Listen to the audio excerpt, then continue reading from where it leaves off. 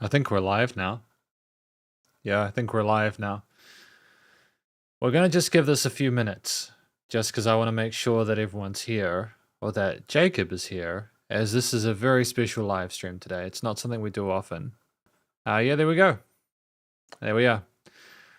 Sup Shredders, my name is Logan, aka Spiderhands, and welcome to an SP live streams where today we're going to be reviewing the entirety of an album from an act named Gorillaz, titled Plastic Beach. And if we switch over to here, I want to talk about the context of why we're doing this review today really quickly, because I feel like it's important. Sup, Jacob? How you doing? Welcome to the live stream. Hopefully you're well. So the reason that we're doing this live stream today is because Jacob, as an SP patron on the $12 tier, gets an annual album review. And so today we've chosen to do Gorillaz Plastic Beach, and it's gonna be good to check it out. I've been meaning to do this for a while. Listen through this album for a while. It's always kind of been on my radar, but I've never really gotten around to it. You know? Sup, Blue Dinnerbox, welcome to the live stream. Hopefully yourself and Jacob are well. By the way, Jacob, I also have your notes that you've sent through up on the various tracks. We'll go through each of those as we roll through it. Been revisiting albums that feel like Full-On Worlds, and Plastic Beach by Gorillaz always pulls me back in. It's smooth, strange, lush, but there's a darker core beneath the surface. At first it sounds fun and animated, but listen closely and it's about pollution, overconsumption, and a world drifting further from what's real. What's real, should I say. Yeah. Each track feels like a new stop on this artificial island. This album is one of the most respected concept albums made in 2010s, and great production and hooks throughout with great themes. Exciting, sincerely. We'll just get that art up on the screen one more time. So yeah, again, we're listening through every single one of these tracks today, starting with orchestral intro. And we're just going to sort of like talk about each track at the end, sort of like go over them. I'm never quite sure with these albums, whether or not they're going to be like consistently tonal across it, or if they are going to be like very, very different sort of like variety box kind of experiences. There's a lot of features. There's a lot of featured artists in this album, which is kind of cool. But this is going to probably be a couple of hours or a few hours long. So if you are watching this at the start and unaware of that, or if you're watching this live and you don't know how long it's going to be, maybe just get some food. Get some food, get coffee or something like that. It's going to be here a while. And it should be good. So yeah, we're just going to start with the orchestral intro part, featuring Sinfonia Viva. Let's go, let's do it.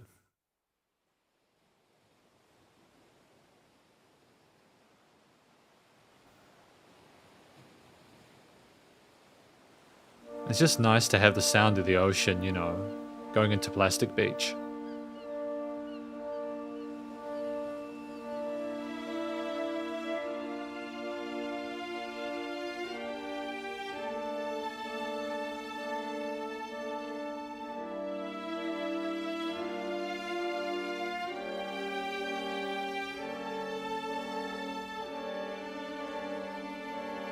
There's an interesting pulse.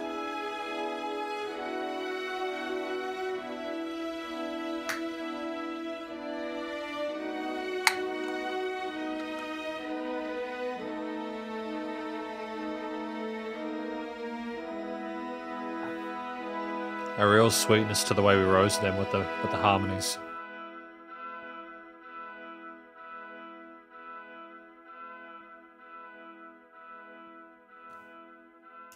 It has a kind of vinylish kind of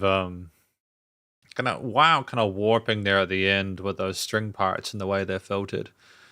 But that was the orchestral intro featuring Sinfonia Viva and Gorillaz. Again, at 18 million plays, that's quite a good start to things. Now, according to Jacob, it's a rival, a slow cinematic drift, something unfamiliar. And I think part of what sells that is the fact that we have the sound of the ocean at the beginning of the track. It sets the precedent for it being about going on some kind of journey. And then you hear the sound of the strings, and you slowly become aware of that's where maybe you're headed to.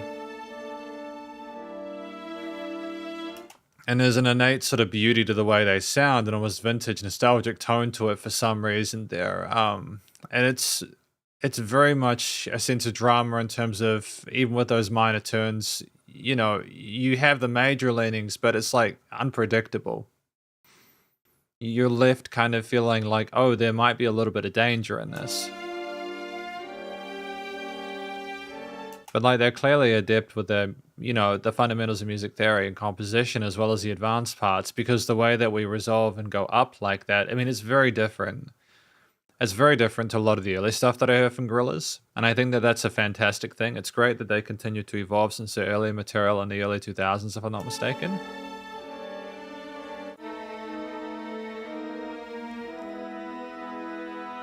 I also think, including like the woodwinds and stuff like that, it's also great to have. It's great to have everything recorded really sweetly. You know, it's just got a fantastic tone to the actual audio, the studio production of it. They can tell they're analog instruments, you know, acoustic performances there. And it is full of life and vivacious, and it's a great first impression to their work. You don't necessarily need to know about the Gorillaz before you go into it.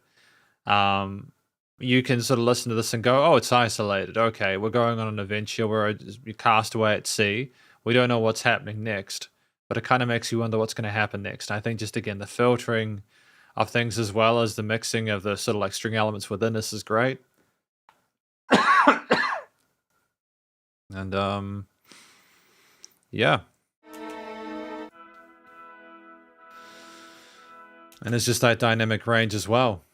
You know, the dynamic range with how things are done with the filtering of the strings at the end there, going through that speaker system. It's very curious. So I think it's a great start to proceedings. We've got track number 2 next, though. Welcome to the World of the Plastic Beach, with Gorillaz and their hypnotic brass ensemble. Oh, there's lyrics. A fake paradise built on trash and illusion.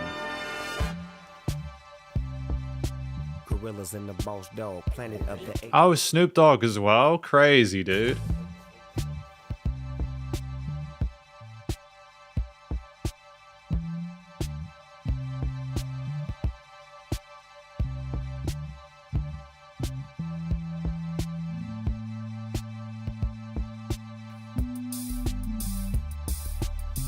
It's kind of crazy to not have Snoop come in there now, really allowing time for the instrumental elements to shine.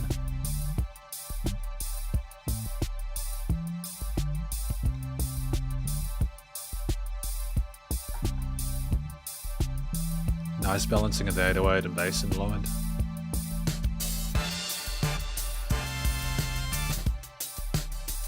Synth brass?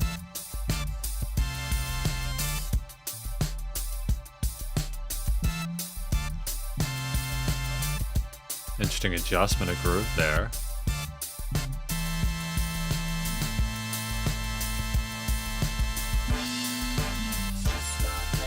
The revolution will be televised. And the pollution from the ocean, now with devotion. Push peace and keep it in motion.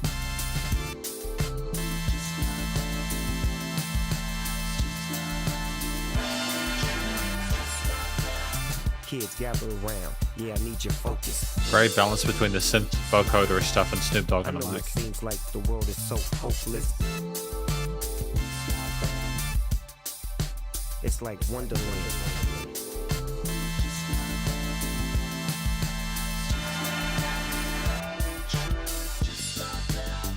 Now fascinate me, picture it. Now, sorry to interrupt. I'll go back a little bit so I can appreciate the full verse, but just it's nice to have the 16th note groove of those hi-hat parts transition to a bass sequencer. It's just a nice way of creeping that sort of main rhythm going without having too much of it from a specific texture. Now fascinate me, picture and animate me, cause I'm rolling, heat holding, click clacking, crack a lacking, full packing, more stacking, acting a fool when I teach. Welcome to the world of the plastic beach. Yeah. Welcome to the world of the plastic beach.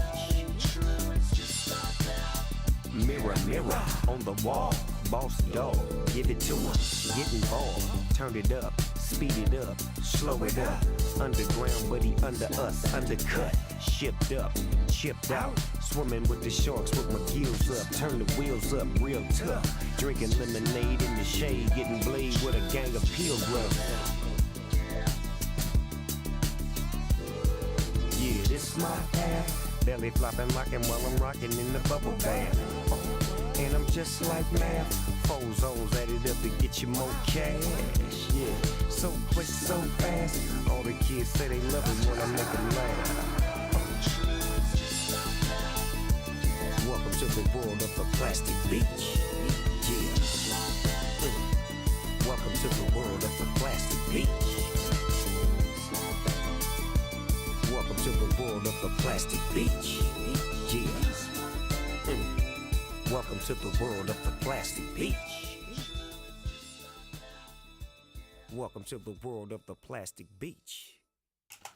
It's kind of intriguing to hear Snoop Dogg be a part of something not with him as necessarily the entire focal point. I dig the fact that he understood the position he needed to be in within this piece in order to, have prominence when required, but to also do call and responses with some of the synth motifs or the vocoded vocals, just like that part. So I think that was great.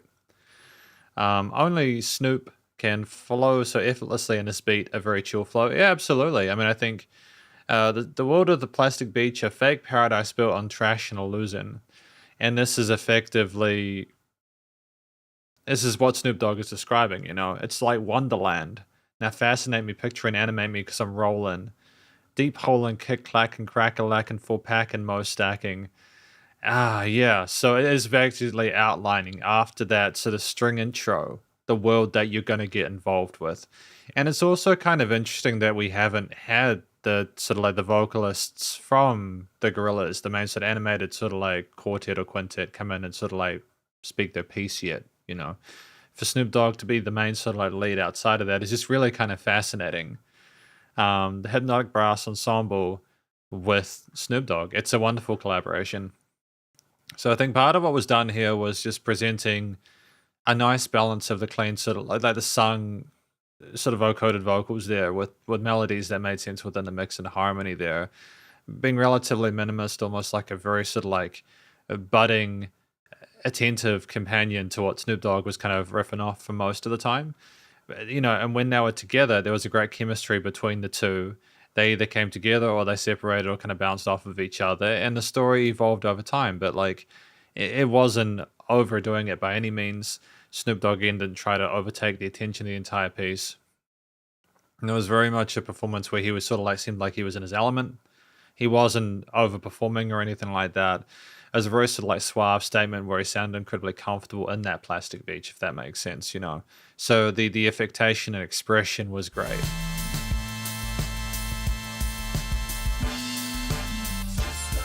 Now we have the Hypnotic Brass Ensemble, and I did not disappoint. There were some really interesting synth patterns on that brass there, a very distinct tone that I feel was a nice contrast to the sort of like string elements that we had in the previous parts, where they sounded like they were played by more sort of like traditional sort of like string classical elements. I think that kind of the way it connects with the 808s they had in the low end there, some of the 16th note sort of sample drum patterns there with a mixture of bass sequences as well underneath. It wasn't just one type of bass, there were several, and we switched those up to keep that 16th beat note kind of groove going, as I mentioned. It's just nice to allow there to be other lead parts in addition to Snoop Dogg or in addition to the vocoded vocals there, as well as some of the arpeggios that we had in the later part of the track as well to kind of spice things up and continue to develop stuff. It was really kind of neat. But it was also simply just having things kind of flutter or flow in the background there, a very starry, misty, sort of like ethereal nature to it, with the positioning of things in the stereo field there, the actual like the texture of the sound kind of like reverberating like that, almost sort of like magical and almost a little bit sort of like whimsical and surreal, I suppose. And like there's like the studio production of like the laughing of Snoop Dogg on the sides there, where we create that kind of like wider sound there, and it's a very different tone to what we've had vocally previously, so it catches us by surprise there. It's knowing how to position things in the stereo field to make the music seem larger than life. It's knowing how to level and monitor things as we take them away and add them in a way where it makes the track seem relatively smooth, because we're trying to let Snoop Dogg have a consistency across the board in order to be able to sort of like feel things out. Plastic beach. Yeah. But there's also these little sub layers and other elements there that are quiet, and if you listen carefully, you take it, but you're kind of swayed and wooed by this. Again, the pulse of the drums. I mean, the drums were fantastic because we had these really interesting ideas with the kick and snare patterns there. Sometimes we'd sort of have some open hi-hats on the offbeats, syncopated, but it was having the snares coming on the first beat at occasions, and it switches up the flow of the piece there and makes it a bit less predictable. It's almost like we're trying to compensate or accentuate certain parts of Snoop Dogg is discussing. And I think that that's a really cool idea. I think that if you'd had one type of beat the entire time, it would have been a little bit too simple and a little bit too minimalist.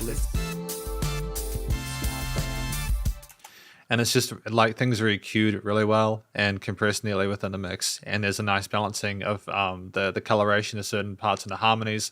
And I think it's a relatively accessible kind of like theme overall there. It's great to have that openness with some of the pads there to allow space for those synth leads to sort of like come through. They are impactful. I think part of that's the niching of things within the arrangement and composition. Part of it's also that, again, Snoop Dogg what just wasn't there all the time, as I've said multiple times, without wanting to sort of like repeat myself too many times, because it's not good to do. You don't want to repeat yourself too many times. People get sick of hearing the same thing. But it's just knowing how to stage and phrase things. And at this point in his career, Snoop Dogg knows exactly what he's doing there. This isn't like a traditional sort of like rap or hip hop track. It's trying to sort of like combine three different collaborators in one. I feel like there's a good balance between the direction that Gorillaz wanted to go in. I think there's a good sort of like combination of where the Gorillaz wanted to go with it, the hypnotic brass, the elements of synthetic elements of that band, as well as Snoop Dogg's vocals on top there. It's neat. And it does sound kind of magical, but it also sounds kind of assertive, like it knows what it is there. And even if it is kind of fake, like the fake brass or something like that, it's still great to listen to regardless. So it's kind of like playing off of the concept of it being fake but still interesting, like the plastic beach itself, So it's kind of the production sensational. Really stoked with track number 2. It's just great to hear more. We got track number 3, White Flag. I actually ended up playing the Liza P DLC. Sup, Dr. Theo, by the way. Hopefully you're well. I've really gotten stuck into the Liza P DLC. I apologize. I apologize because I know I don't know actually why am I apologizing. I said I was going to do one of those things. I'm really, really hooked on Liza P at the moment. It's a really good game. And then there's Wu Chang as well, but that's having performance issues. So maybe I'll I've got my surgery on Tuesday, so maybe I'll watch it over the week. Yeah. It's not like I'll be able to do much. Literally, I can't do. What day am I gonna watch it? Why don't I watch it on Wednesday when I get home from the hospital? There you go. So I'll watch it on Wednesday, and you guys can give me a raw cup if I haven't watched it the next time we catch up, yeah? Because I do want to sort of like check it out, genuinely. But Liza P is very good. We've got track number 3 now. White Flag, A Forced Peace. Cultures blending in a world that's lost its roots. Gorillaz, Bashi, Kano. So many people. The National Orchestra. For Arabic music.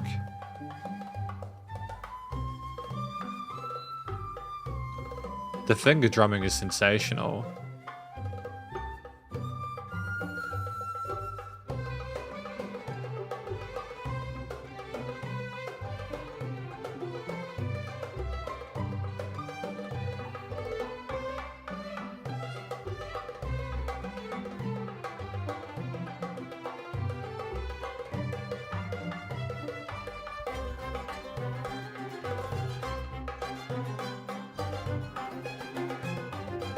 What scales are those? They're not major minors, they're not diatonics.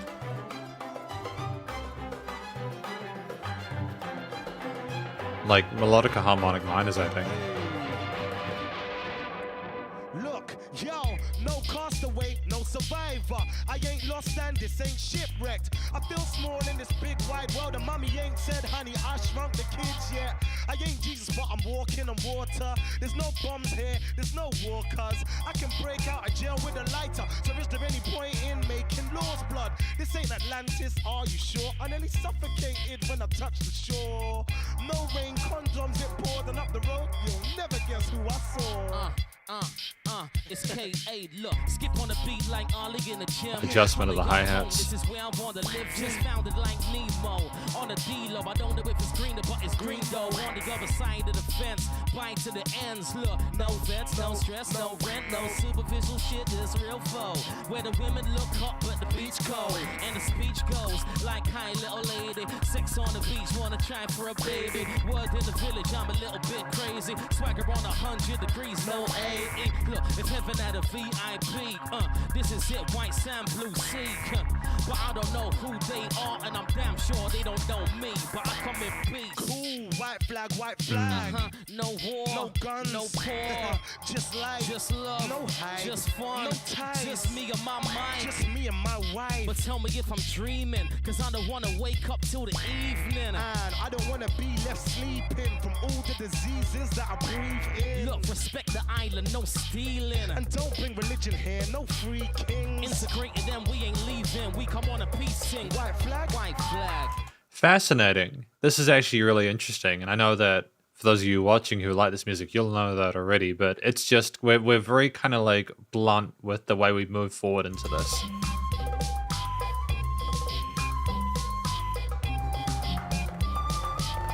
But that woodwind's gorgeous, dude. Like that flute.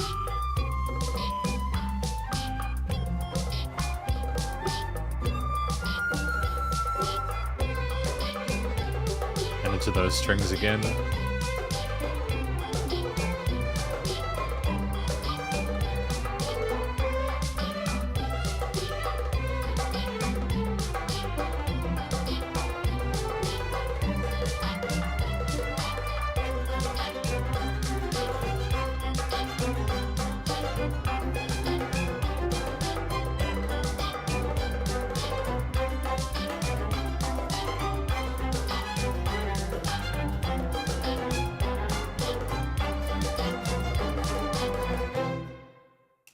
It was an interesting concept to have this kind of scale choice there within this piece there. It makes it sound quite exotic, you know, like it's all just one kind of big bazaar, a combination, a mishmash of different kind of like people of different like all these people bring in all these different ideas and concepts into the place. I dig it. So this was White Flag featuring Bashi, Kano, the National Orchestra of what was it? It goes slow, so slowly, dude. Does it show it here? No, Arabic music. So what's kind of intriguing here is that, again, we have those finger drums and immediately new textures. New sounds and sights and textures within this piece there. Again, from the finger drums, the use of the flutes playing some really sort of like elegant, pretty, almost innocent sounding melodies there going around those major and minors, but then the strings come in and they almost suggest a sense of exotic kind of rapture with it. Like there's a bit of sauciness and again a bit of danger there. And it's really trying to hint at there being some sort of underbelly to it, I suppose. The track here talking about, you know, how I ain't Jesus, but I'm walking on water. There's no bombs here. There's no war, because I can break out of jail with a lighter. So is there any point making law's blood? I mean, I like the wordplay here. I think that Bashi and Kano both had great bars in here, and they're very comfortable on the mic. Both of them are they're very confident and capable in their abilities there, and they not only rap really well and have interesting cadences and sort of like approaches to the way that they rap their verses, but they also have chemistry coming off of each other there and articulate themselves neatly. And you can kind of imagine the two of them coming up after you enter this place and having them go, oh, you know, this is the world we live in here. Don't bring in religion, you know, no fits, no rent, no superficial shit. This real flow. Where the woman look hot but the beach cold, and the speech goes, hi little lady, 6. It's yeah. it's interesting stuff. You just get the impression that this is that they're trying to sort of tell you more about what the beach is like. They're giving you a heads up that they don't want too much sort of distinction, no religion or anything like that there. And you're going to have to sort of learn to assimilate, and you might go insane in the process. And I kind of dig it. I think it's an interesting sort of concept there. Again, as Jacob said, a forced peace culture is blending in a war that's lost its roots, or in a world that's lost its roots.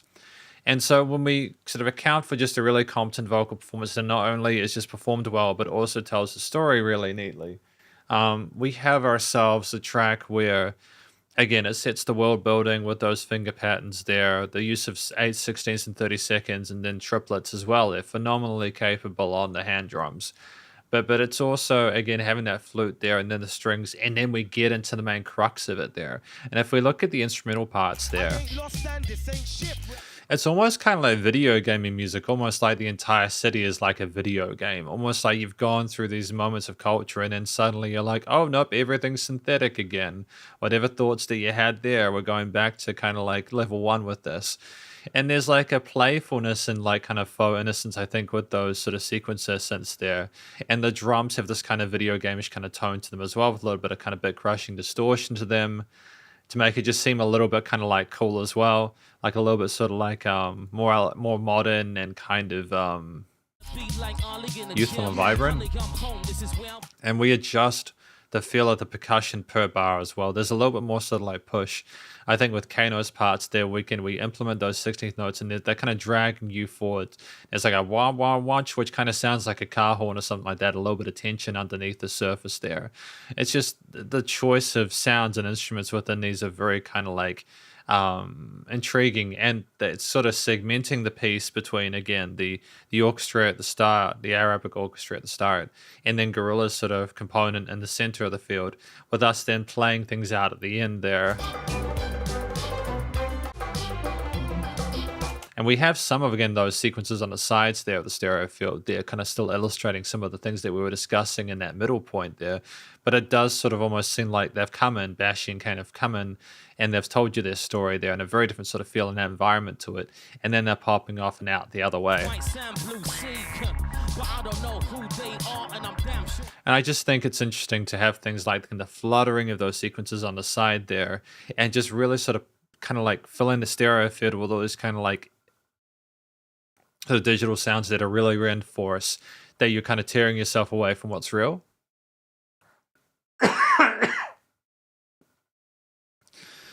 And I think, we're not even necessarily trying to commit to a specific feel with the motifs here. It's almost like we're trying to paint individual portraits of the different people and their attitudes and acclamations. And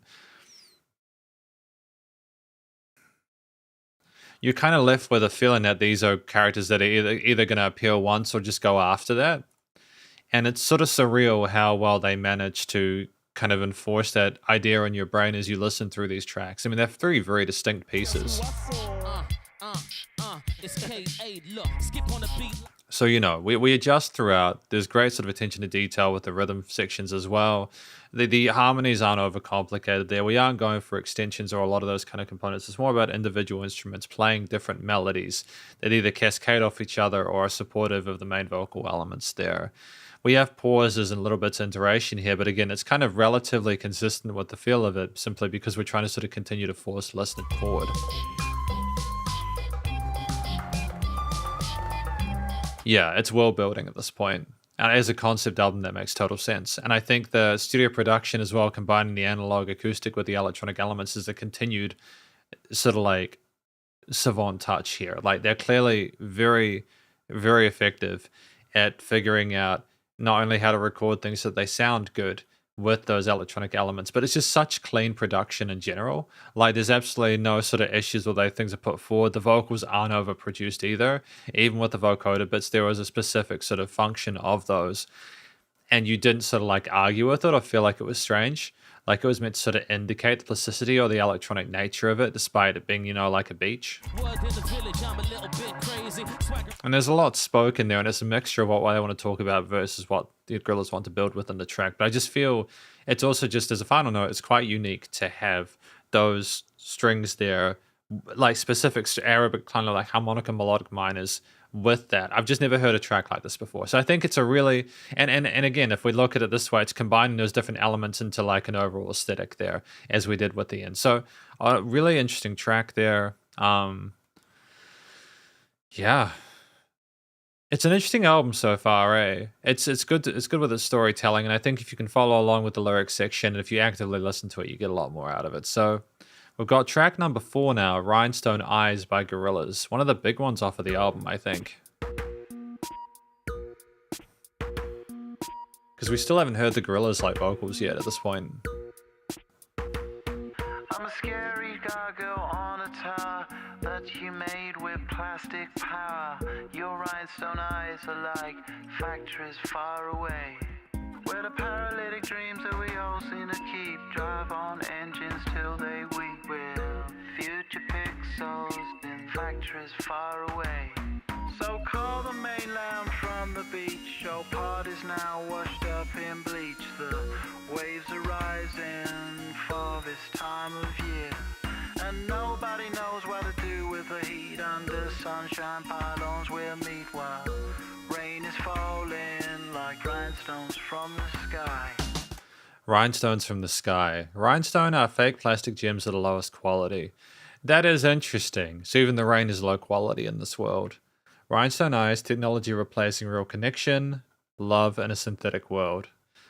It's interesting to have the vocals coming at this point from Gorillaz themselves there, to have so many other guides to sort of introduce us to the fundamentals of the universe we're creating. For Gorillaz to come in at this point with their own perspective on it is just really kind of, it shows a confidence in themselves as musicians, really. And their music to sort of stand on its own with collabs.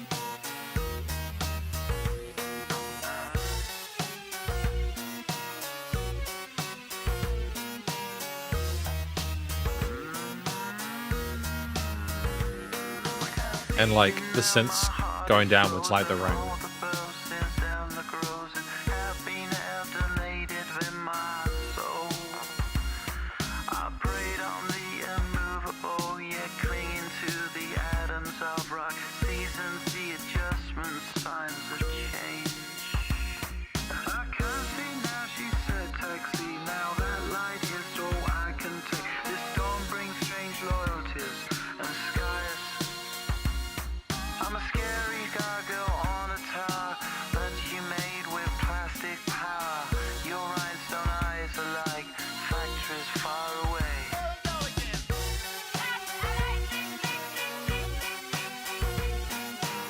I mean, it certainly is electric. You listen to these kind of buzzy sounds there.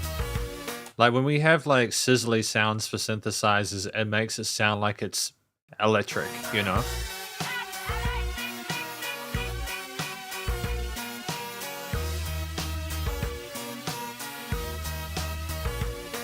Helicopters fly over the beach, same time every day, same routine. A clear target in summer, and skies are blue. It's part of the noise when winter comes, it reverberates in my lungs. Nature's corrupted in factories far away.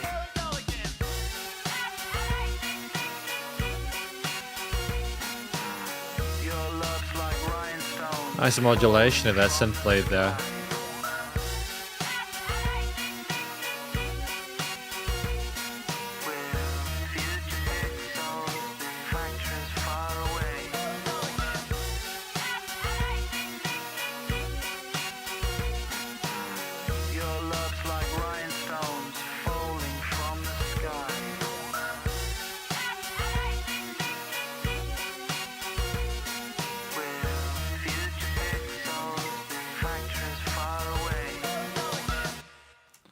So it was cool to have different vocal styles aside from the guy themselves. The here we go again part, and then like in a different vocal texture, just kind of like switches things up, and then the light electric chick chick chick, you know, there just with a bit of space in there, whilst you got to appreciate the synth lead on top for that hook motif. You know, chef's kiss, chef's kiss. Technology replacing real connection. Love a synthetic world. So this is the first track that Gorillaz have had basically by themselves within this album. And I think that it's good to hear their perspective of it. If we look at the context that we've heard from the previous musicians, we really are sort of going, okay, well, what do the Gorillaz think at this stage? And I'm a scary gargoyle on a tower that you made with plastic power. Your rhinestone eyes are like factories far away. And we talk about the rhinestone eyes coming down from the sky. It's almost like it really is simply like we just can't establish a digital connection. And there were things that I think which were hinted to it with White Flag there. Um, like without the war there, without the conflict there, people just really aren't able to connect, even because part of what causes us to fight is part of the same reason that we love, or at least ironically the antithesis of it, are the strength of the feelings and the humanity that we represent. So it's really interesting to hear a song where we're discussing that. It's not unexpected, but if you consider like when this was released in 2010 and how thoroughly more off the Richter scale we've gotten with this digital sort of communication at this point, I feel like they called it. You know, they called it so well. All parties now washed up and bleached. That's a strong line. Rhinestone's eyes probably might refer to the faraway flames out of factories. I do live in a city and I do see tiny flames out of top of factories once in a while in the evenings. Yeah, it's interesting. It's like the cheap kind of color in the sky that's still kind of pretty, right? The factories producing the things. Yeah, honestly, like it might be a parallel between the messages coming through to us and maybe acid rain or something like that. There's several different ways you could approach this, and I wouldn't be surprised if Gorillaz were deliberate with each of them. I think that's cool. So, like the wordplay, the actual lyrics, the story that's being told here is nice. Is a nice continuation of what's happened before. It facilitates it well. So, how it's sung is very much like the Gorillaz. I think, if I'm not mistaken, the vocalist of the Gorillaz used to be in like Blur or something like that. Not if not Blur, then like another band, and like it's very kind of like almost melancholic, I suppose. It's not ever too one way or the other. And that allows us to sort of maintain a distance with what we're discussing with our poetry without being uninteresting or being too much. So it's sung well, it's handled well. Again, we have the changing voices for different lines as well as that as well. But I think a lot of the magic from this track comes from, again, as Jacob mentioned, the synth melodies there, the amazing riff there. I love that synth so much. So if we go back, you can hear those synth sequences going around the stereo field, and they sound like stars in the sky. They sparkle, I've heard stuff like that in video games before, the way they kind of phrase those pad-like textures. But it's also like such a gentle drum beat in comparison to maybe some of the other pieces that we've had there. Like if we were too aggressive with the percussion and the way it was implemented, I think it just might have been a little bit too like on the nose. Like, again, it's very kind of buzzy to sound like it's electric. I think we're paying attention to the textures and tones, the way we sort of like set up the square waves maybe, or the triangle waves for our synthesizers within this mix. It's not, like trying to sort of sanitize the tone of those to make them more palatable. It's meant to be a bit sort of like sizzly to infer a connection to what we're discussing there. And we have the modulation almost like this is a loop that just continues over and over again and doesn't necessarily resolve. And here we go again, it loops again, right? The skies are blue. It's part of the noise And I think as well, it's just, it's understanding it's basically instantiating several parts within a track structurally where they loop between each other effectively. Because I think, again, if we'd had too many stop starts in here, it wouldn't have been as kind of constant as what they were sort of either sounding like it was or trying to sort of communicate that it was. But it's also the kind of clonk, like from a production perspective, it's just making these interesting sounds and getting them to kind of like flutter up with the pitch there and adjust them so that they're more sort of distinctly unique. Because it's one thing to have synth basses or drum kits, but often what you need to do in order to make an album distinct or to make a song, recognizable is to have a certain part of it that's very sort of like you. And I think that the song is recognizable in part because of things like that. And the way that it doesn't sort of work within a diatonic necessarily, it's almost like a parallel major. Made with plastic power. And nobody knows what. Like the magic of it is that it's practically just kind of like an A-B structure within a 3-minute 20 track. There's nothing super revolutionary between it. But I think part of why it's so fresh, even at this fourth track mark, is that we're having the Gorillaz vocalist for the first time, and we simply understand where they're at now, and the studio production, the way that the vocals are carried, a little bit of sort of like filtering to kind of make him a bit more sort of like a radio filter or radio vocal, like it's like a phone call or something like that, which is intriguing.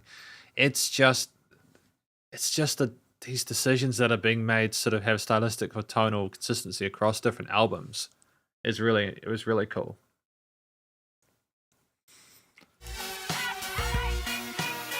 Yeah, ultimately it's well produced there. There's a nice again push and pull between the parts of the track there, and I think that ultimately it's trying to be gentle with its approach, with the majors and minors there, and a softness in a lot of the synths in the background, especially in the verse parts, where it's sort of showing that we're disaffected and bothered by it, but not too much at this point. It does kind of make me wonder whether things will get more intense later on, but we're also trying to sort of make it relatively kind of poppy and catchy as well. We're trying to find all these balance between all these different elements there. But for our first sort of solo track, we smash it out of the park there. But we have Stylo, track number 5 there. Urgency, chaos, and emotional overload.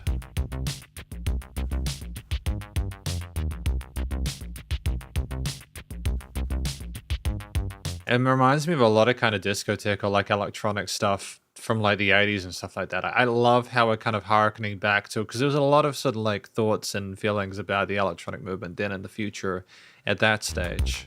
There's parallels between the 80s and now, or back in the 2010s. Love electricity, shockwave, sensual power on the motherboard, yes. Push up, overload, legendary, heavy glow, sunshine, thunder roll, keep this on. Yes, the lantern burn at easy, and broadcast so raw and easy. Thunder roll, sunshine, work it out. Very used to the repeater to fill out across that.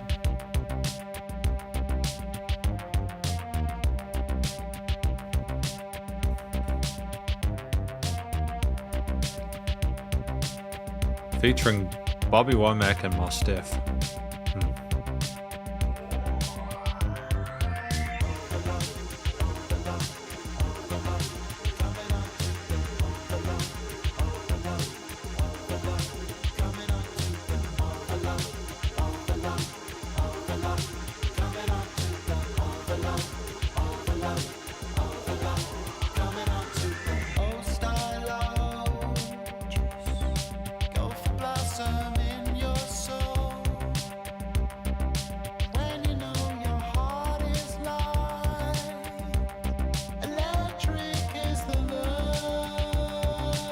Great use of double track in there. That smoothness is key, man.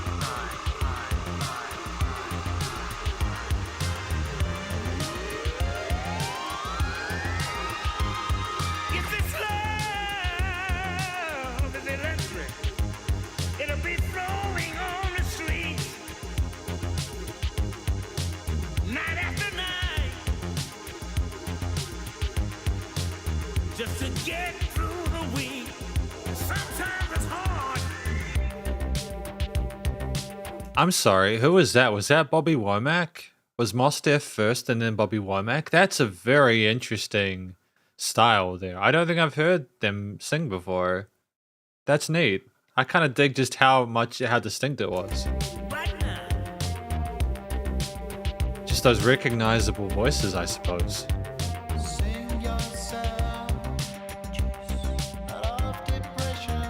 Oh, that's him. Thank you, Jacob. I appreciate that.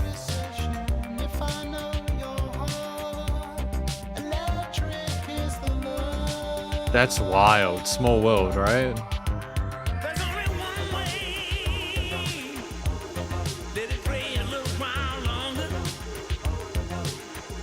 It does sound like him.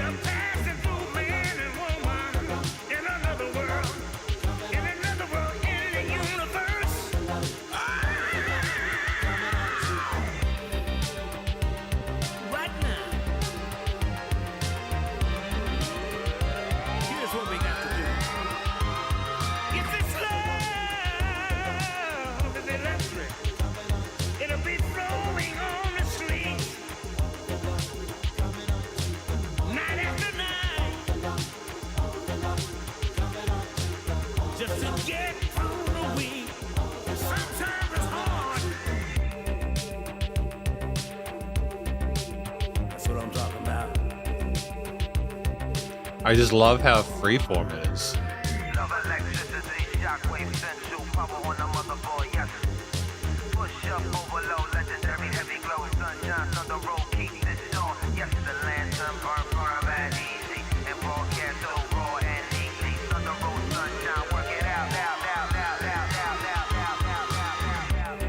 I love how occasional the rises are. We don't overuse them.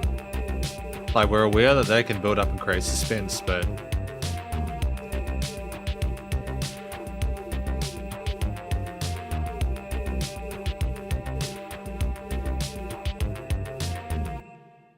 it sounded like one of those kind of capacitors or things that rotate in order to sort of like charge something. Wee.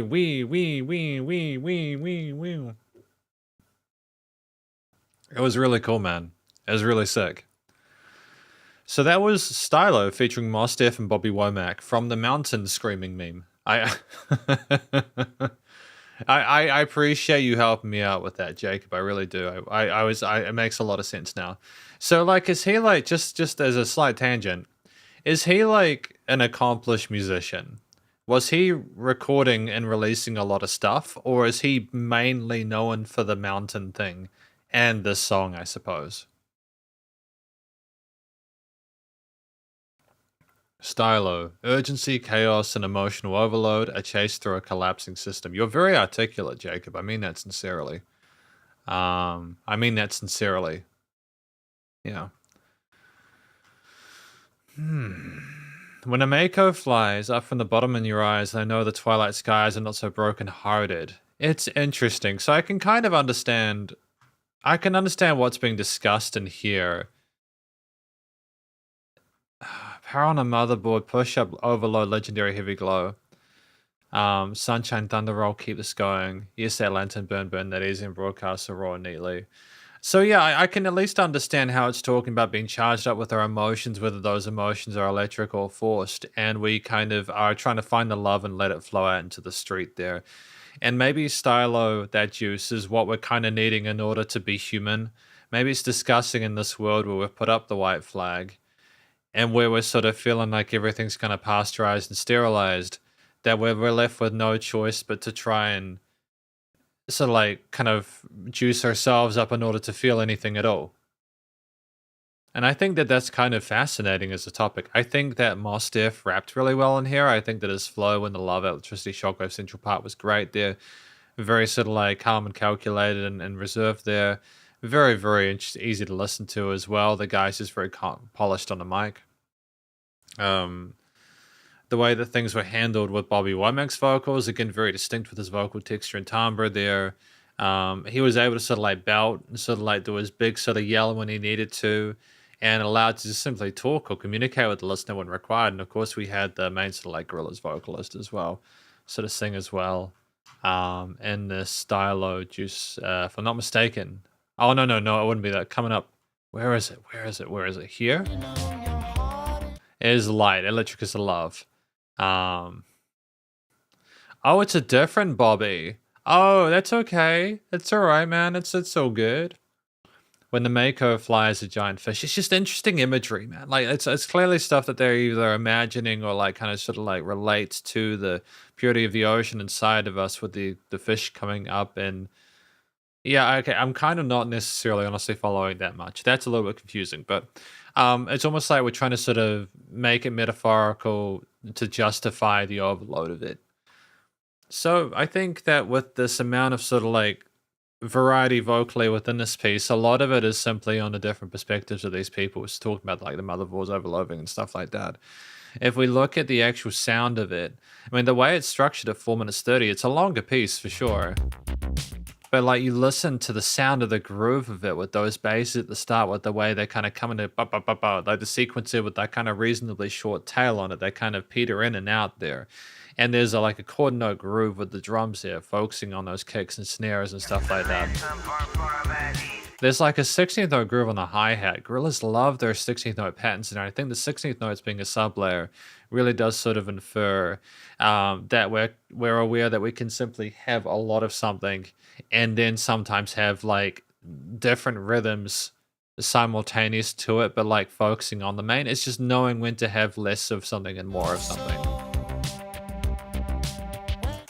But then we have these interesting sort of like moments where like we have like, for example, a break, and then like the synth this kind of carries, and it's this very sort of like a simple 3-note melody there, and it's held in a way where the current is strong there, and it's almost like we're juicing ourselves up and we feel it throwing through us, and we just simply have another vocal layer where we don't overcompensate with the different melodies there. It's very sort of like simple to follow along with. But it grows naturally, I suppose.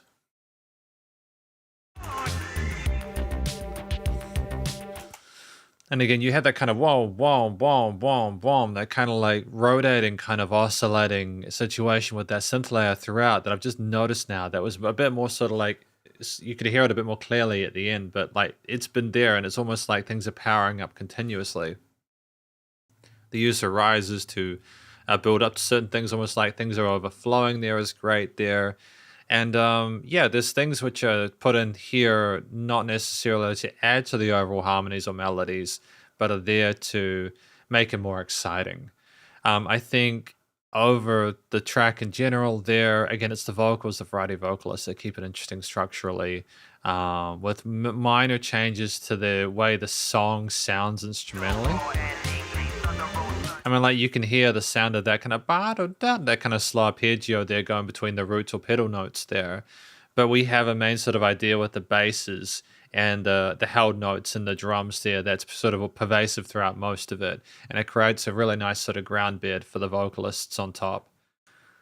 So ultimately just another really stellar track there. Another really, another solid collaboration. And it's nice to hear the Gorillaz now singing with other parts, like other collaborators now.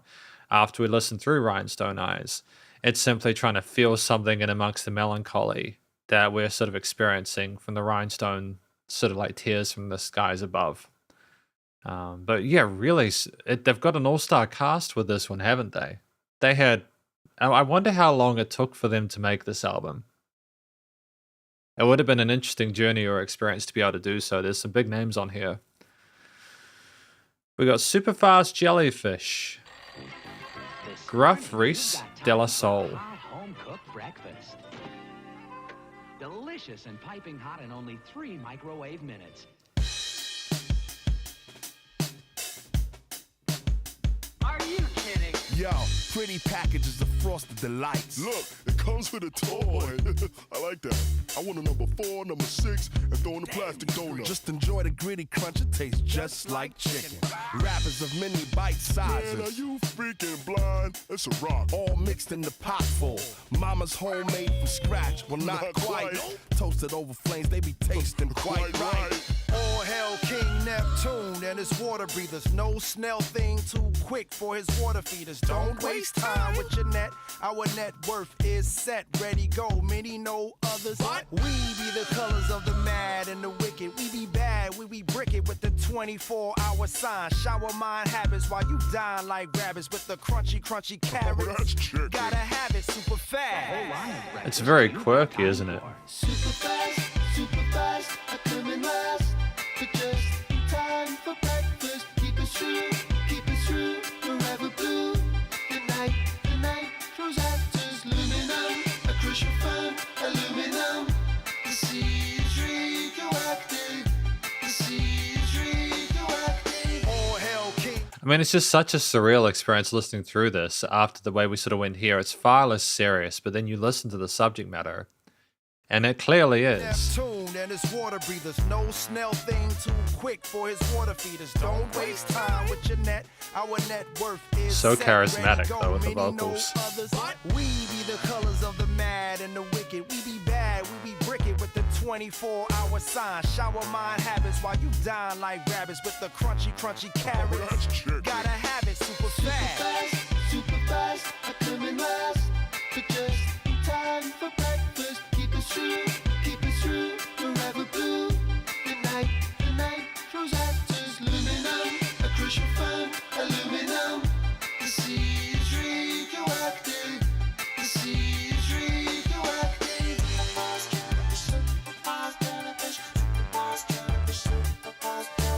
Don't waste time.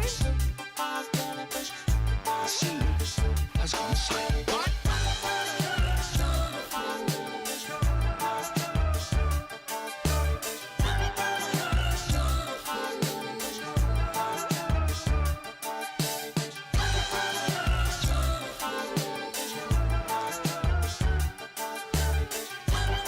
There's some ferocious vocal modulation there.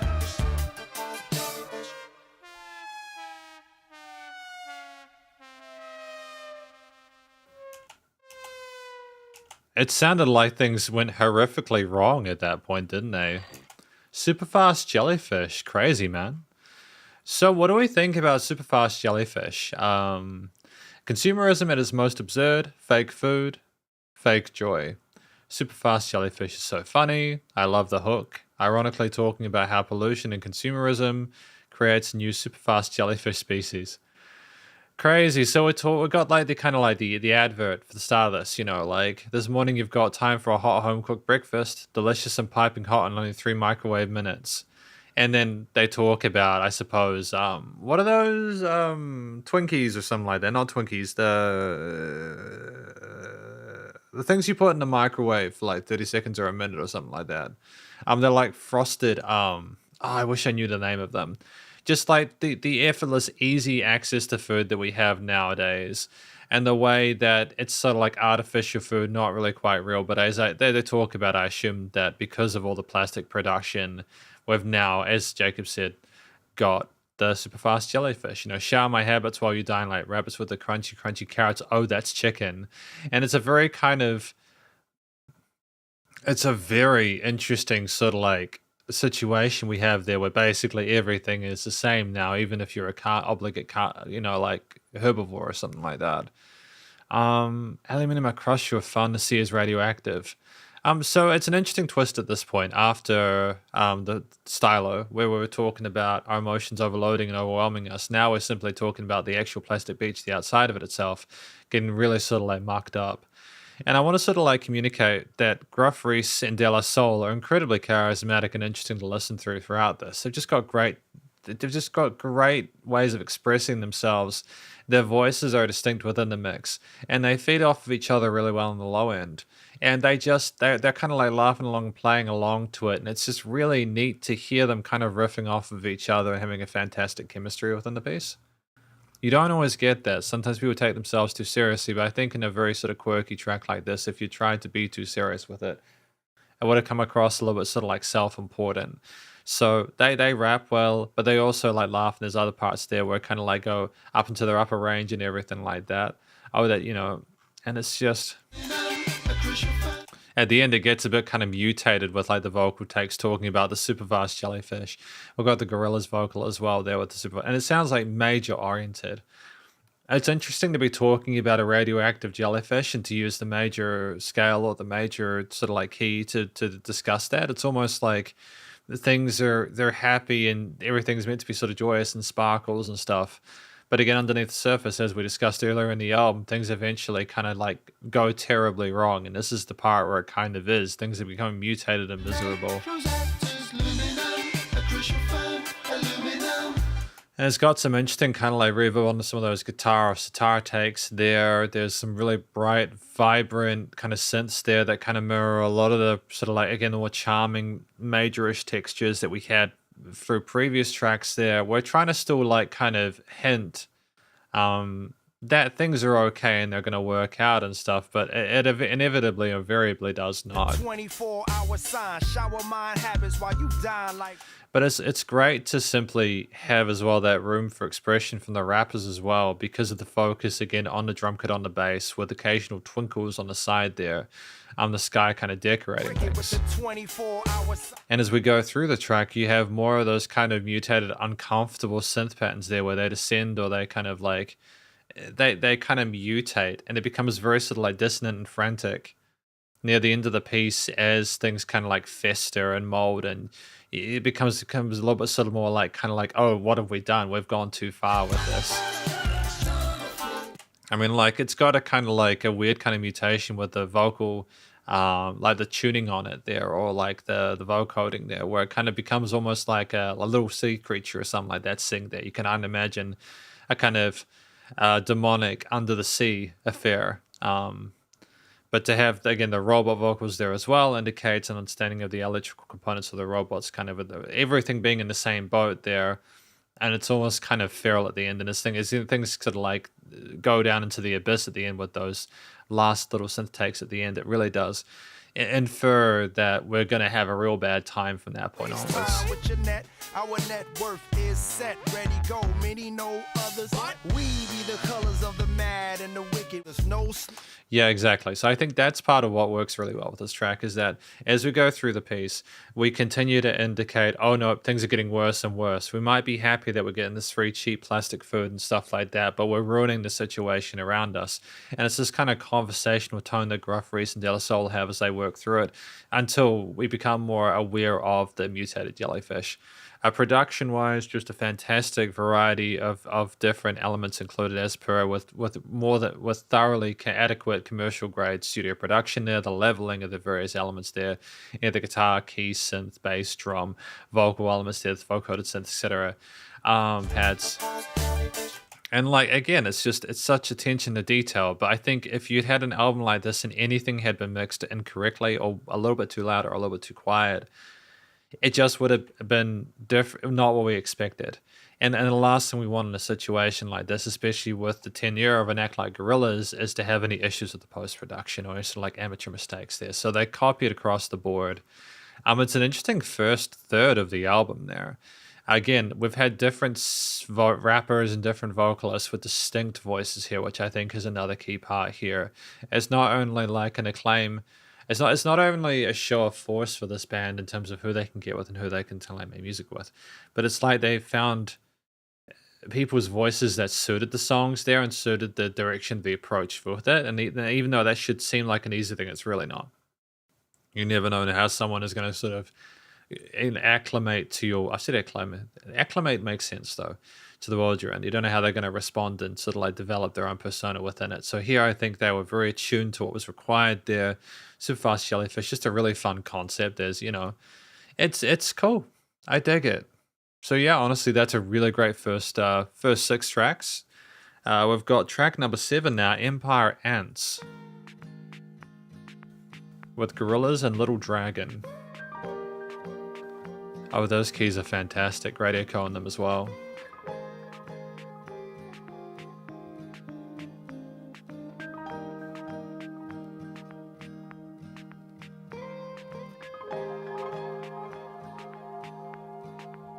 It's so gentle, isn't it?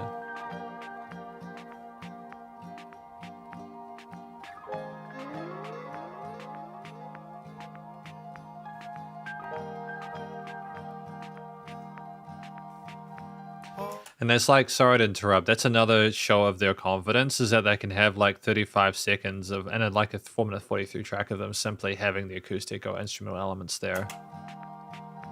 Oh, joys are as the sun has come again to hold you, sailing out the doldrums of the wind. The polyphonic prayer is here, it's all around you, it's all around you out here. I mean, it's very dreamy, isn't it? It's mesmerizing. And if the whole world is crashing down, fall through space out of mind with me, where the emptiness we leave behind on one horizon blows all the shadows far away. The falling of the whole empire is here to hold you, rolling out and haunted till it's sleep. Just he's so quiet there as well on the mic. It's very tender performance there, which makes sense considering the subject matter.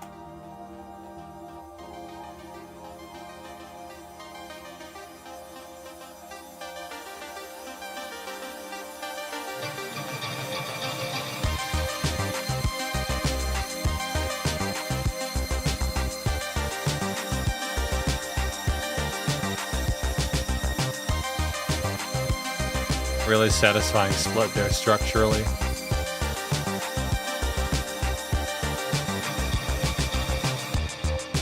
Little memories marching on your little feet, working the machine. Say, will it spin? Will it soar? My little dream, working the machine. Soon, like a wave, when fast fall, closing in on the moon,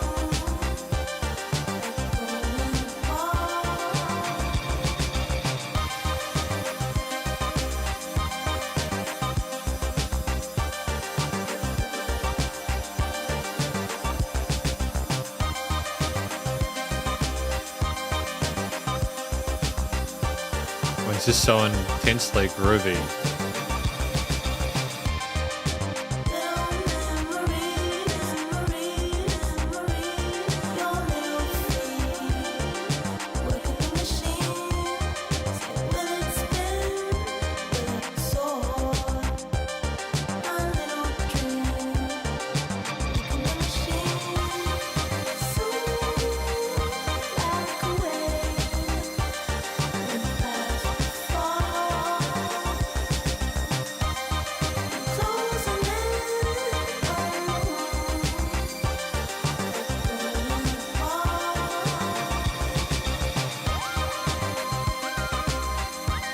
Great adjustment, transition to the solo lead there.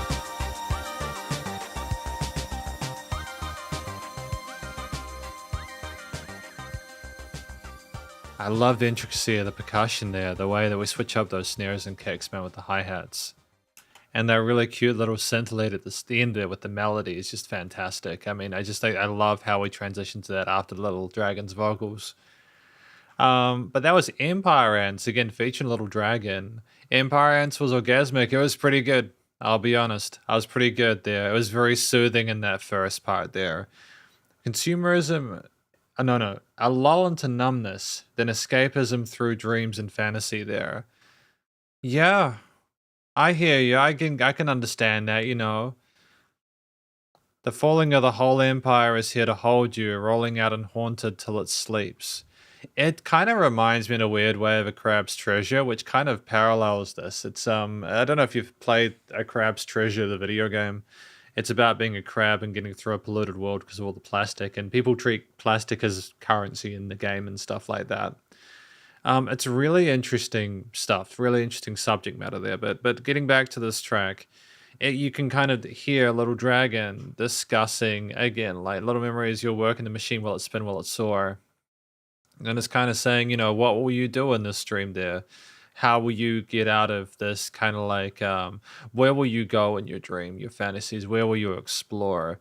At the end, it's interesting. Soon like a wave, empires will fall and closing in on you. It's kind of hinting that no matter how far you're going with this. You're eventually going to get to a point where it, you're in danger, and it's kind of there's a sweetness to the way the Little Dragon sings, as well as the Gorillaz vocalist, where they're beautiful for different reasons.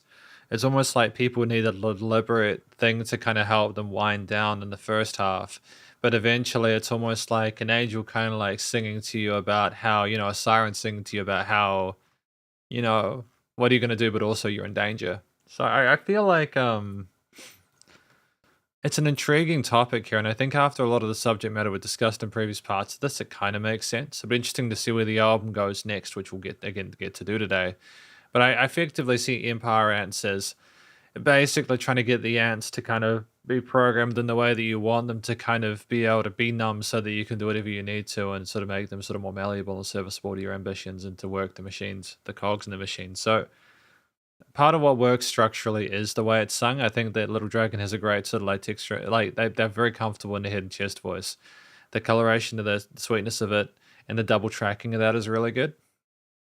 They're very sort of like the way it's very palatable on top of the groove of the drums and the bass and the very sort of like pads and sequences and stuff like that. But if we go to the start, there's just this incredible sort of like approach to the right keys there, and it kind of like you could probably listen to it at nighttime and be kind of like, it does sound like nighttime music. It kind of sounds like it's absolutely gorgeous. The intent behind it is kind of creepy when you think about it. But it's one of the most beautiful things I think I've heard, really, honestly. Like the way that kind of it glitters in the mix there, the shimmer of that position of the pitch of the right hand is just intrinsically really effective. And it's like having, again, like the strings hold there, allowing there to be a lack of kind of heavy production in that first part, so that things aren't weighed down by the push and pull of the kicks and stuff like that. I think is really, really good. And you've got that kind of boom, boom, kind of like that tone there, warbling away there, and it's very dreamy. It's almost like you're on the beach after all that information's been put towards you, and you're kind of like lying down for the night. And there's these incredible sort of like subtle guitar layers in the low end there. It's just, we really play around with the dynamic range of the piece in this part in particular.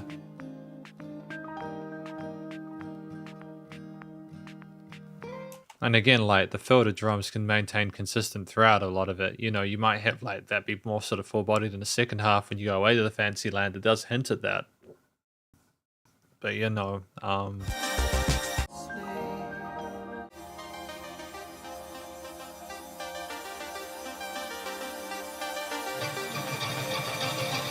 I mean, that's such an incredible crescendo there.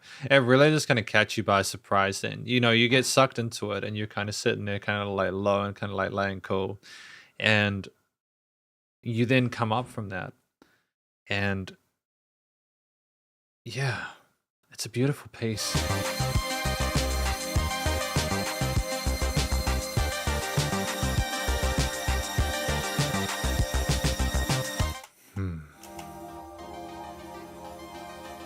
And what's kind of neat is that like you can kind of hear in the middle part there that the synths are kind of working their way in the ether there. They are building into something, but you're not quite sure until it happens what that is. So you can kind of imagine the person kind of drifting into the dream itself at that point there. So just it's nice how it hints at that. And again, it has this kind of starry texture to some of the synth leads and as well as a lot of other patterns within this. It does kind of allude to certain patterns in the earlier parts of the track as other parts of the album beforehand, like the stars in the sky and everything like that. And I've said a lot about stars in the sky. There's just some sort of dreamy ambiances sort of proliferated throughout.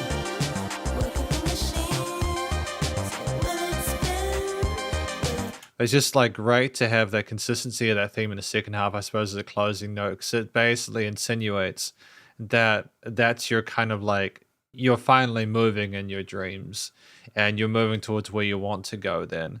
And you're just kind of having fun, kind of vibing and riffing alongside that there, that funkiness of that sort of, the theme. It's just, it's catchy and anthemic. And there are some questions that are asked by Little Dragon as you go along it. And again, you have that lead at the end kind of asking questions as you wonder when the wave's going to hit there. And we fade out into the ether, almost like the fantasy at the end, or is at the end. So really intriguing effort there. I've got no complaints about this track. I think that it's one of the longer ones on the album, I think, but it's well fleshed out.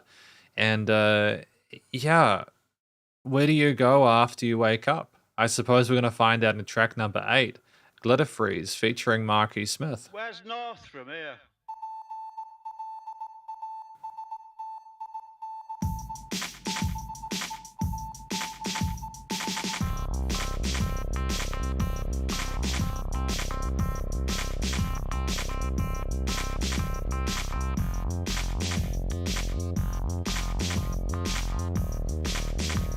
It's kind of weird because you can hear that there's like a swing, bump, ba boom, bum, bum, but then like that kind of main sort of like telephony synth is in the straight 4/4. So there's two things kind of fighting against each other and push pull.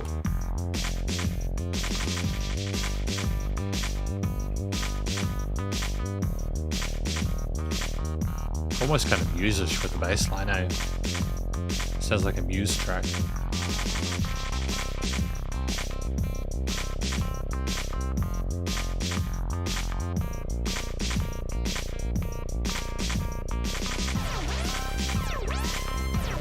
I mean, you can't go wrong with laser sounds, right?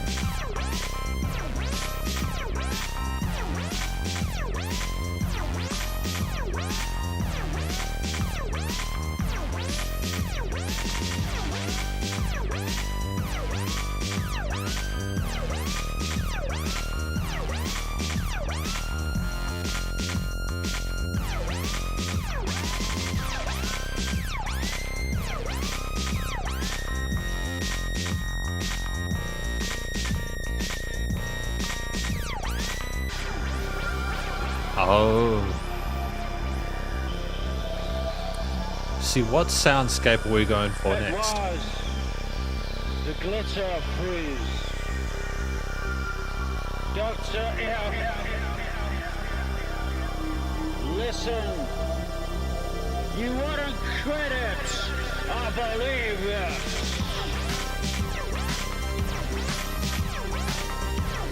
So have we woken up from our dream, and we're now trying to figure out where to go next from the island?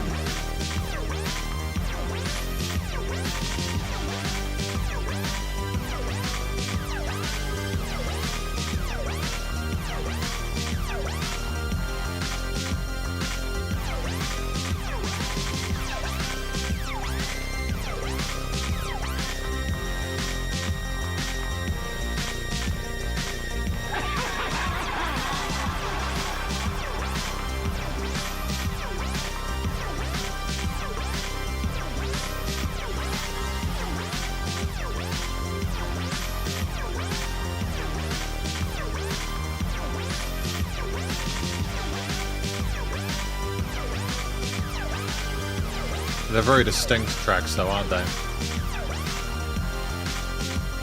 You know, like not one track is the same as the other.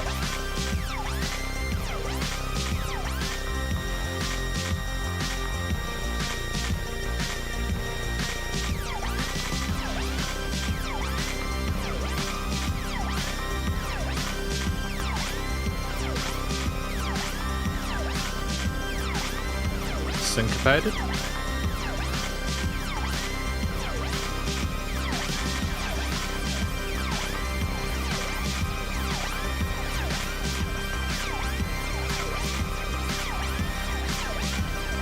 A little bit chaotic, but you know.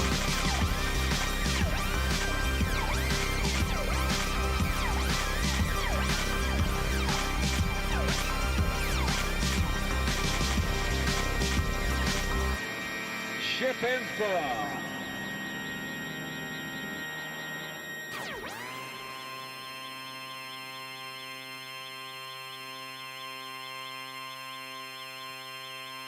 Is that the glitter freeze there? It's over now? Yeah, I'm not sure if I necessarily understand that one. If we go back to glitter freeze. Oh, we have Lou Reed next. That'll be an interesting one. I'm not a massive fan of Lou Reed. I've listened to some of his work and haven't necessarily vibed with it. But you know, well, clearly we're gonna have a listen to it as it's the next track on the album today. Glitter Freeze, Cold Mechanical Panic, Nature Fully Drowned Out. Just a simple instrumental, but the beats and how the synth sound is great at creating a soundscape of dystopian feels. Yeah, I would agree with that. I mean, it's very minimalist on the subject, you know. It's someone looking for where to go next.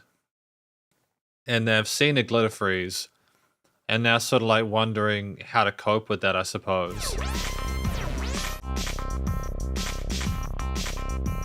Where's North from here? Is that like the bassist or something like that? It kind of sounds like the bassist. It also sounds like they're on a submarine. With that that kind of like the echolocation or something like that. So maybe they experienced that whilst they were inside the submarine after that sort of previous stream there with Empire Ants. It kind of makes you wonder where we're going with this, what's going to happen next, you know. Still haven't really sort of like clicked this. A lot of this has been sort of the scripters for the island as well as people, how people communicate. I suppose in addition to sort of more sort of like contemporary social commentary. But it's outside of that, I think the minimalism with the vocals is a nice contrast to some of the other pieces we've had there, and it kind of, as Jacob said, it allows you to focus on what's happening instrumentally there. So if we have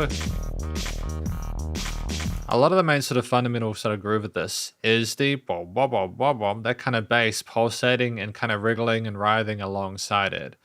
And the kind of string sort of triplet groove of the kicks, snares, and hi-hats there with that kind of industrial sort of feel about it.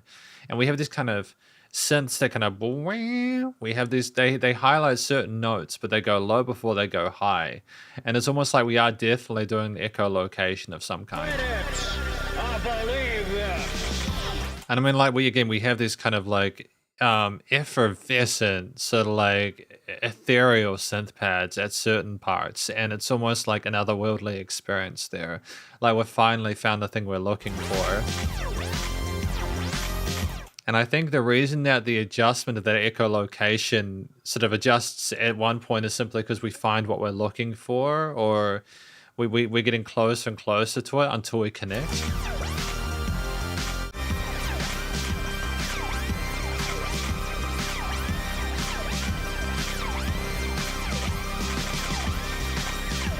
And like at one point it just continues and it's just held there until the end, almost like you're at a point where it's completely in unison and there's just nothing less. The search is over there.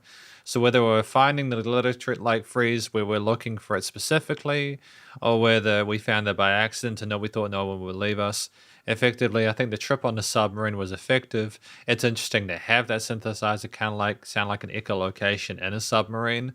I feel like there's a great sense of groove and movement towards it. They reference the glitter freeze later on, a hazardous place on the island that has frozen over due to pollution.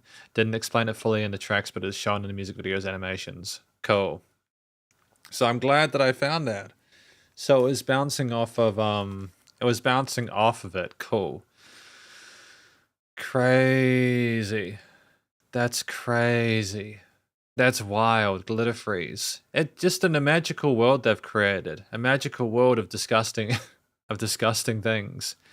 Ship 'em far. They don't want to have that near the island, you know? They don't want to have that anywhere near their plastic beach.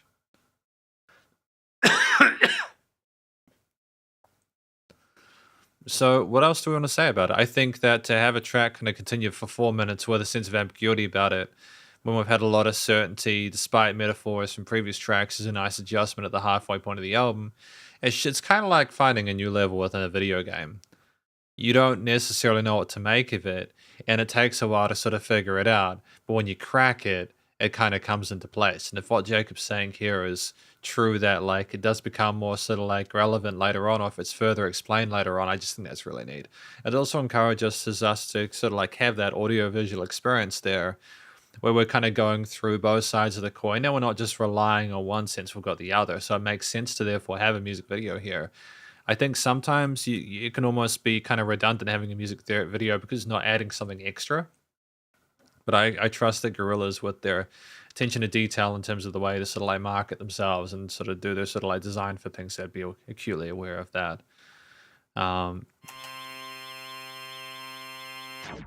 And it just finishes there, almost like the search is over and they no longer need to go on that journey there with the kind of chord note accents there. I think it's great. So a very interesting sort of like twist in the tale there. Again, the symbolism with the design intent is really kind of like intriguing. And some kind of nature, I suppose, with Gorillaz and Lou Reed. Marky Smith has a distinct voice, and I liked hearing that. It was very different to previous parts. Again, we're continuing to have interesting sounds involved and some really sort of talented people involved.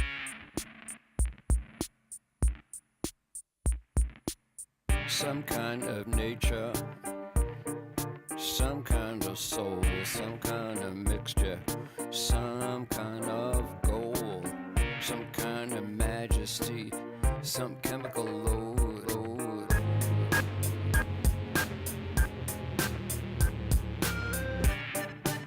Some kind of metal made up from glue, some kind of plastic I could wrap around you.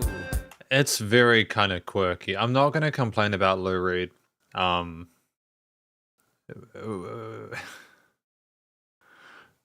He's his own sort of vocalist, you know. The needy eat man-mades, they wear phony clothes. They sit with our picture and build big.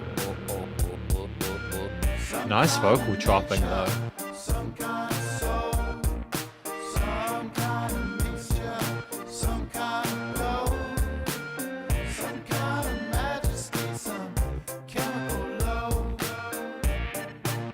Well, me I like plastics than digital foils to wrap up the sound and protect the girls from the spiritual poison we expel at night. Like phony clothes, but I really like might. Some kind of nature. Some kind of nature, some kind of soul. Come forth within us. Oh Lord, forgive me. Some kind of mixture, some kind of gold. It's gonna come and find us. All we are is stars. All we are is dust. So they're talking about all the materials that other things are, but we realize we're just dust.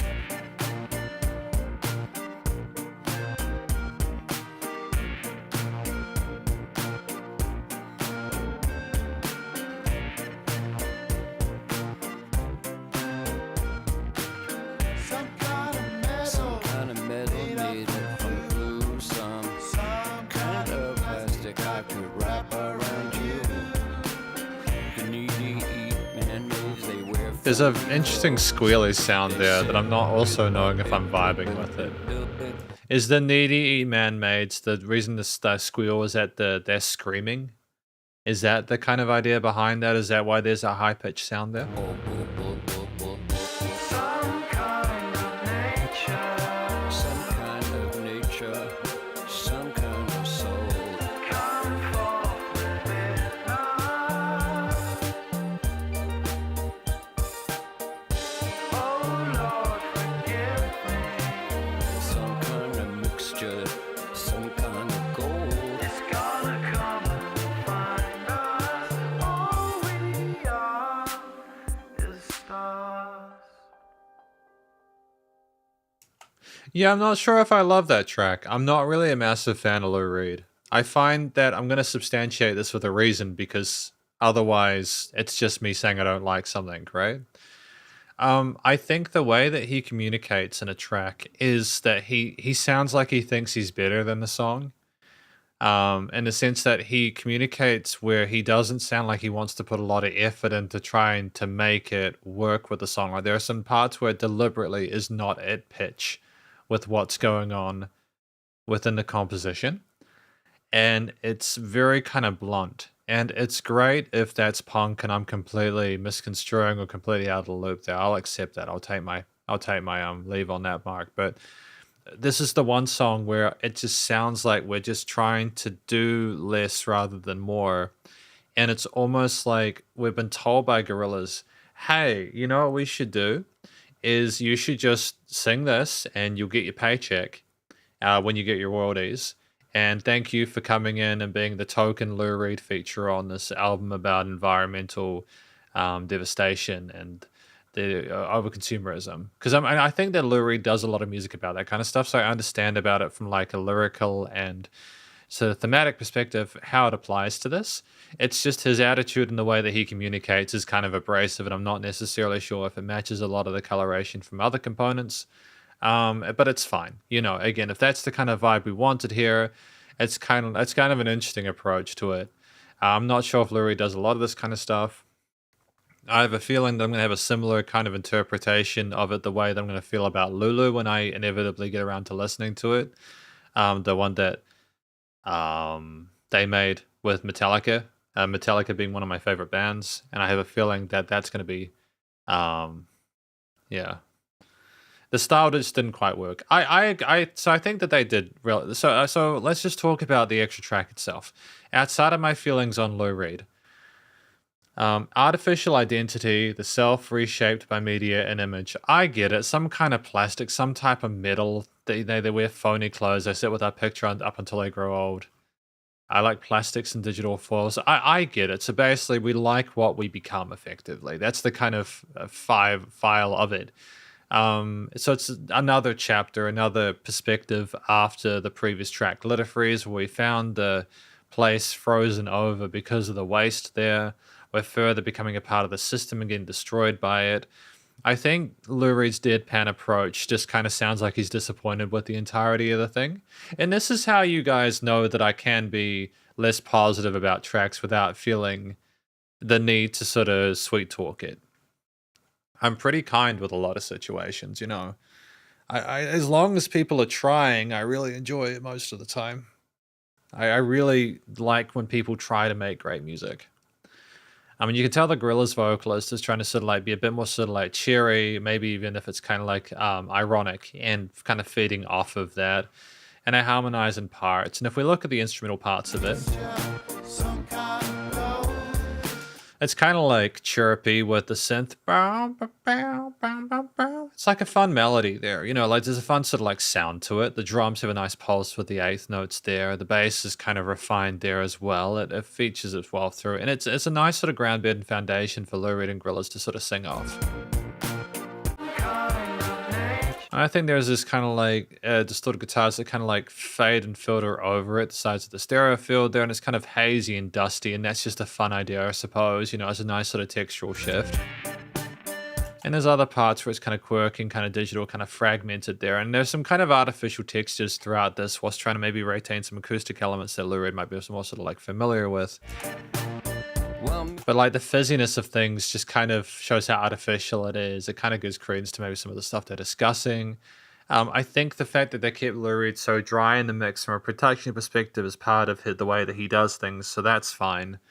Yeah, honestly, it's a good track, and even outside of my thoughts on Lou Reed's performance, I think that is simply Lou Reed being Lou Reed, and it's what it is. It's the best you could probably get from Lou Reed. I think that honestly, if he tried to do more, it might have maybe even seemed like he was faking it by proxy of. It might have been funny if he tried to be plastic. It's just an interesting sort of decision to be very Lou Reed in a song where it's about not being real. But anyways, moving on. The studio production, that one was really well done. I'm really happy with it. I know that like that's kind of a very basic thing to say about studio production. A lot of what I want to say is stuff that's been similar across this album. Studio production across an album is usually consistent. You don't often get massive shifts and changes. If they do, it's typically because you have not recorded in the same period, which is usually a no-no for an album. You kind of want to record things in the same space at times so that it sounds like the same period of the musician's life when they record it. Outside of like, they may even re-record singles for the album, you know. We had Melancholy Hill, track number 10. Actually, I'm gonna get some water. I'll be right back.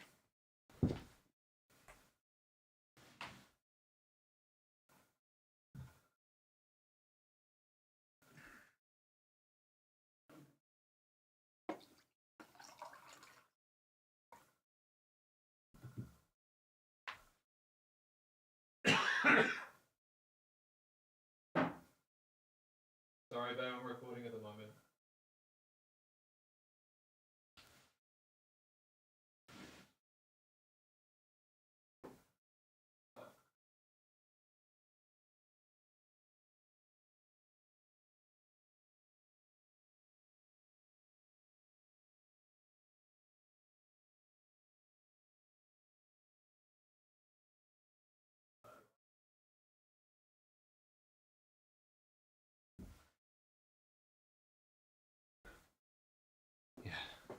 Sorry about that. Yeah. My partner wanted to show me some lights for the new place, and I would look at them after the live stream.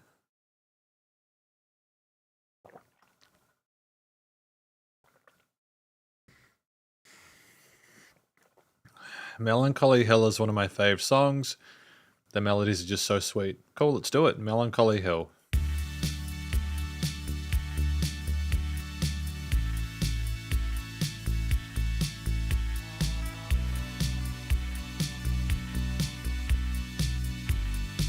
Oh, that's a really pretty harmony. It's a common one though.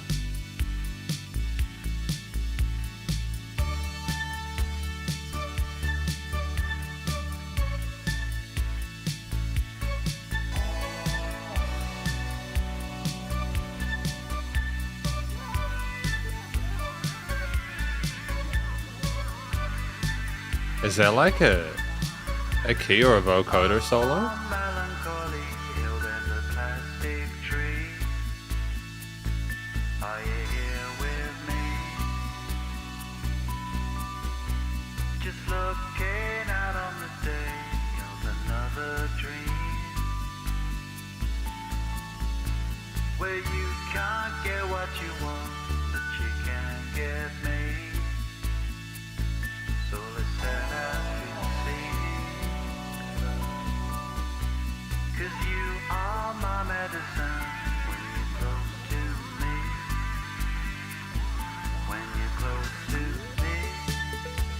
Sorry, in the live performances, that little bit at the end of the main riff is guitar.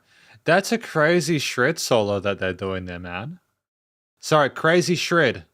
Shred, not shit. It's a really cool solo. Sorry, that was the, that's the captions. I apologize for that. That's a really cool shred solo. I'm glad I caught that. I gotta keep an eye on these captions.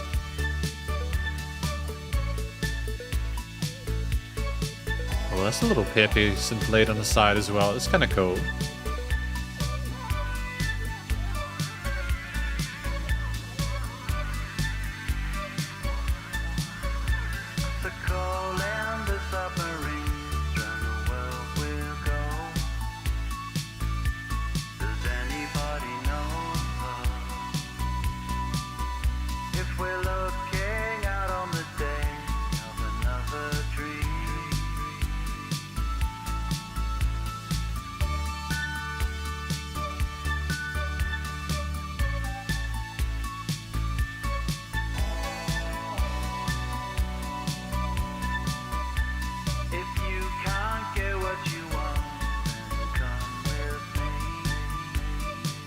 Great use of echo there.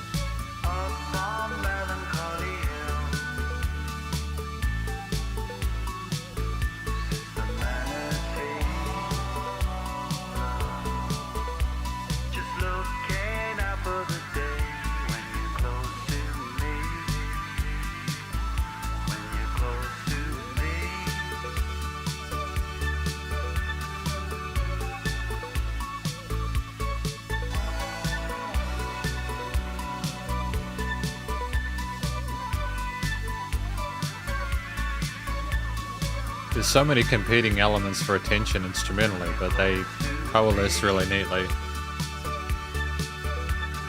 Coalesce really neatly.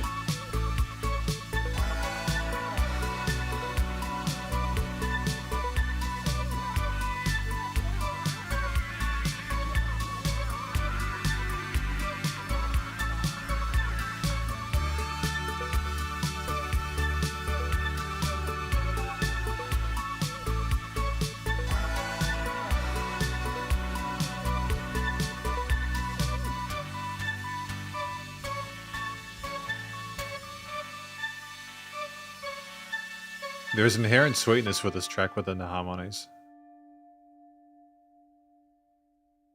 Sorry, what? That's a minor turn with that bell there. I don't know if I like that. Is that the bell tolling for thee? Is that us kind of like breaking us out of reality? Has this been the fantasy the entire time? I don't know how to describe it. It's an interesting sort of like journey. Melancholy Hill. On Melancholy Hill. Looking for something real or longing for something real, nostalgia in a plastic world. There's a plastic tree. Are you here with me? Just looking on the day. So basically, calling the submarines around the world will go. Does anyone know love? If we're looking out there, have another dream. Oh, okay. So we don't even know what's real and what's not anymore. We don't know whether we're completely lost in the source at this point. We've completely lost sort of our connection to reality there, as per, you know, their track number 2, Welcome to the World of Plastic Beach. And White Flag. So yeah, the basically the manatee, the plastic tree, etc. All this stuff is effectively, you know, it's describing an alternate to what you're going through, and just trying to find a happiness there. And I think the bell at the end kind of snaps them out of that kind of like trance they're in, that imagination, that fantasy that they have there, to sort of put them back into reality. And I think this might be one of the situations where the video tells the story just as well, if not better, than the song itself. So I think the audiovisual experience, especially considering the video, is probably important here. But if we go back to the start and just kind of examine it, the fuzziness there, the warmth of those tones with the synths is just absolutely incredible there. I love how they sound. There's just like a charm and a sizzle to that, where it still kind of has that sort of digital aesthetic to it, but it has those boom, boom, boom, those kind of notes arpeggiated on the other keys there, with the drums being really sort of supportive of those triads being put forward. And we have like occasional loops, and like we're not kind of squaring it into 4 bars or 1 chord per time each, like a lot of tracks, and which would be a bit predictable. But we're still trying to sort of make it a bit more sort of like accessible and poppy. It's a really sort of like spicy move to have that guitar there. It not only shows that we can play the guitar really neatly, but it also makes it a bit more sort of quirky, and it's almost like we're squirreling away our fantasies and getting kind of like lost and drilling into those. It's just a fun sort of like idea, I suppose, if anything else, you know.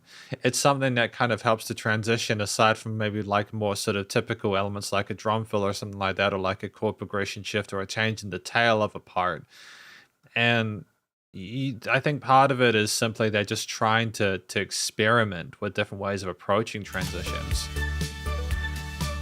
And like you have this really cool ba-dum, bum, bum, bum, bum, kind of like sound specifically on the right side of the stereo field, which makes things asymmetrical, which is therefore more kind of like, it's captivating because you're like, oh, that's popped up on that side. Oh, and then suddenly the vocals come back in the center and you're kind of being transported left and right. And part of why that is effective is simply if the music surrounds you in the headphones, but it's consistent without adjustment, the song sounds the same. So if you make things uneven, our ears will pick up on that. It's just little attention to detail, like it's leveled well. It's not like a leveling issue, it's an appearance issue, you know?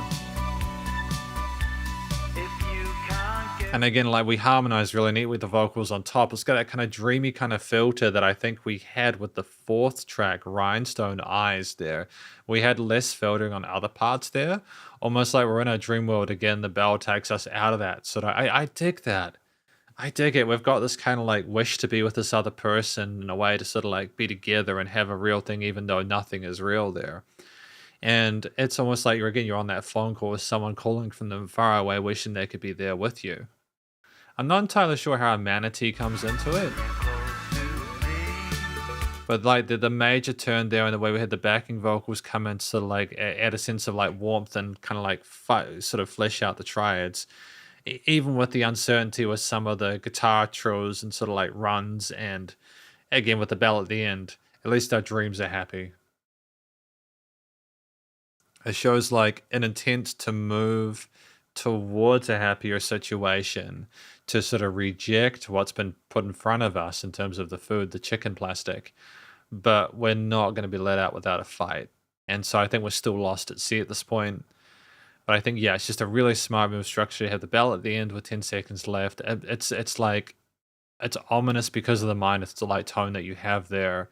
And it really makes you wonder what you're getting into with the next part, Broken. Track number 11 there.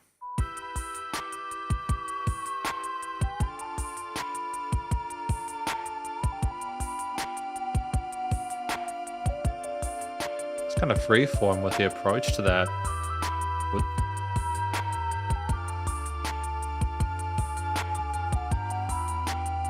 How are they doing that? What is that, an actual synth or like sample? Distant stars come in black or red. I've seen their worlds inside my head. They connect with the fall of man. They breathe you in, then dive as deep as they can. There's nothing you can do for them. They are the force between when the sunlight is arising. There's nothing you can say to him. He is in outer heart, and the space has been broken. It's broken. Oh no, broken. It's broken. Oh no, broken. Is it far away in the glitter free, or in our eyes every time they meet? It's by the light of the plasma screens we keep switched on all through the night while we sleep. There's nothing you can do for them. I like how you have that synth lead come in, or that organ lead. Almost like you're starting a sermon or something like that. There's nothing you can say to her. I am without a heart, and the space has been broken. It's broken. Oh no, broken. It's broken.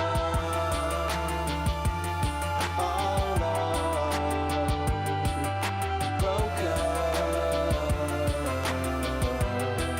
Is it like the deliberate filtering in that point to make it seem a bit more subtly low key to allow the higher vocals to harmonize on top or resonate more effectively?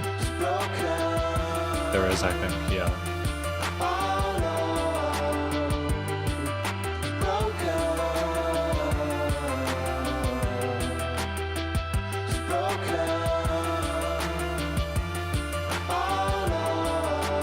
Oh, nice fleshing out of that in stereo field.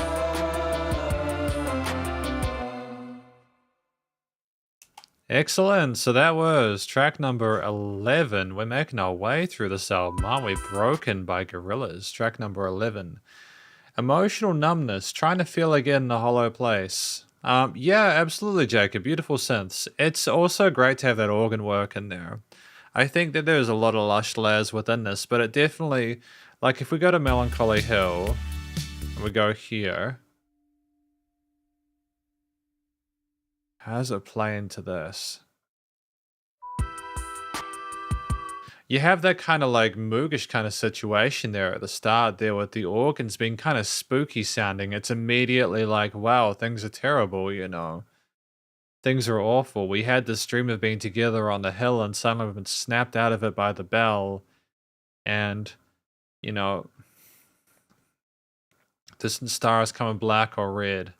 I've seen the worlds inside my head. They connect with the fall of man. They breathe you in. They dive as deep as they can. Crazy, dude.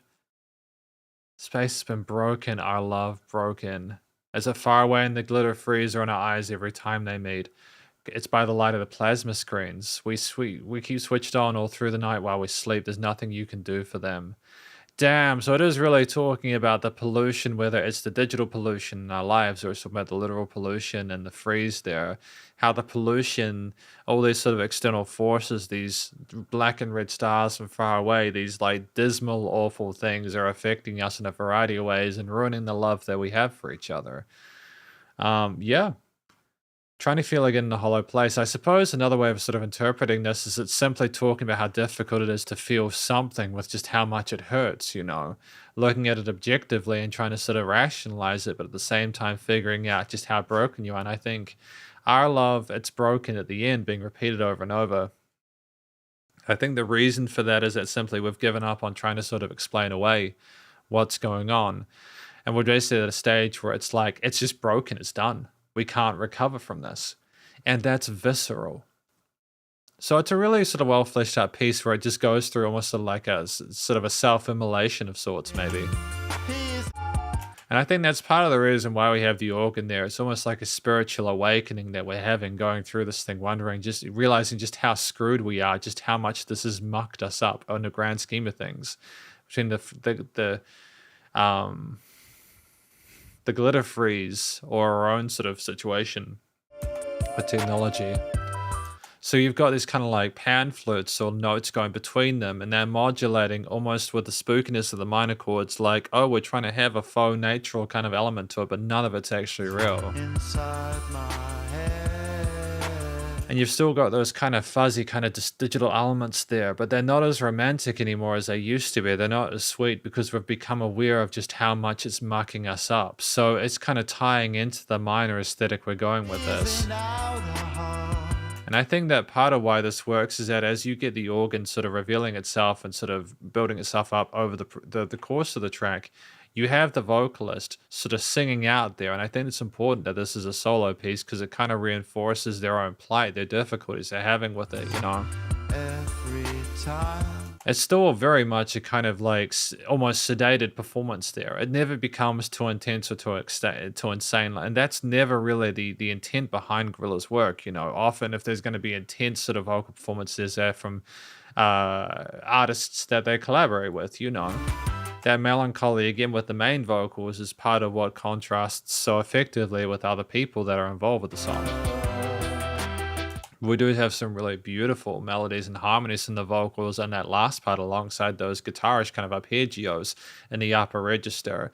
And we have those different vocal takes with like reverb tails and stuff like that, kind of a bit of fluffiness staged in different parts with deliberately stacked vocals there to not sort of interfere with each other too much in the frequency spectrum. I think that's a really good understanding of how to approach things.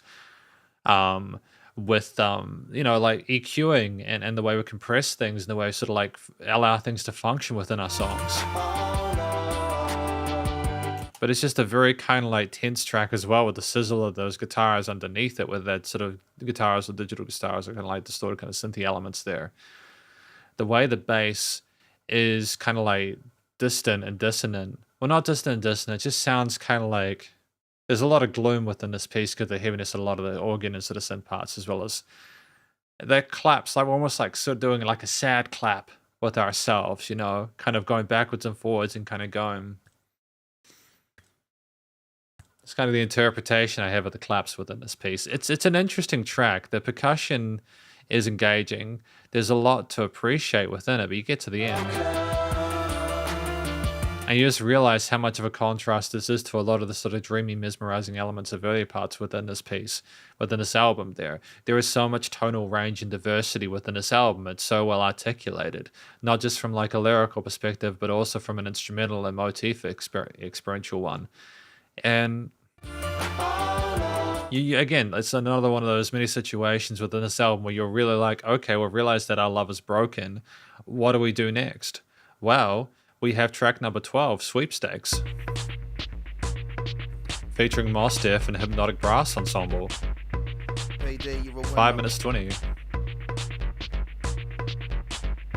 Payday, you're a winner. Keep cool for my line. Scare money, broke money. Born money, more money. So sunny, cloud breaker. Shine, make a wave runner. Wild motherfucker drummer. You can get it how you wanna. There's math and there's dealers and players and me. They say that they win is okay, well let's see. You pay, you play. The rules of the trade. The math of the days. The times and the age. What you want, how you like. Aim high, man, why not? Some moon story, y'all. Each and all of y'all's. Mathematics and dealers and players and me. They say that they win is okay. Okay, well, let's see. I mean, if I dislike this more than Lou Reed one, I'll be surprised.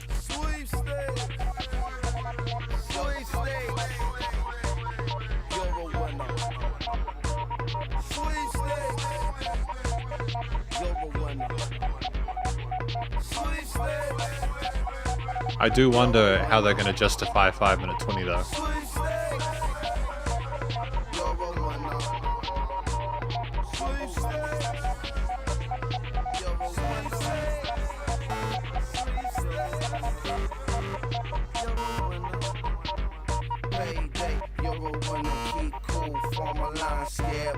broke money, bold money, more money, so sunny, cloud breaker, sound maker, wave runner, wild wonder, funky drummer. You could get it how you wanna. Who's a winner? Said the dealer. Every player, yeah, me. So you say, we will see. Player play, A-OK. What you want, how you like. Aim high, why not? Sun, moon, and starry yours. Each and every, all of yours. Yeah, okay, I kind of get it. I kind of get why people might have some feelings about this one. Okay, let's aim.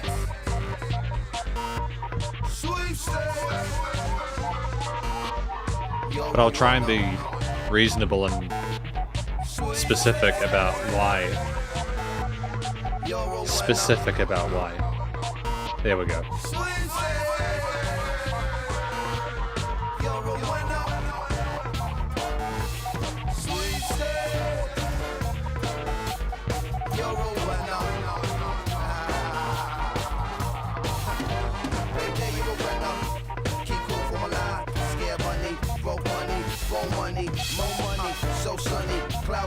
Sound maker, wave runner, wild wonder, and drummer.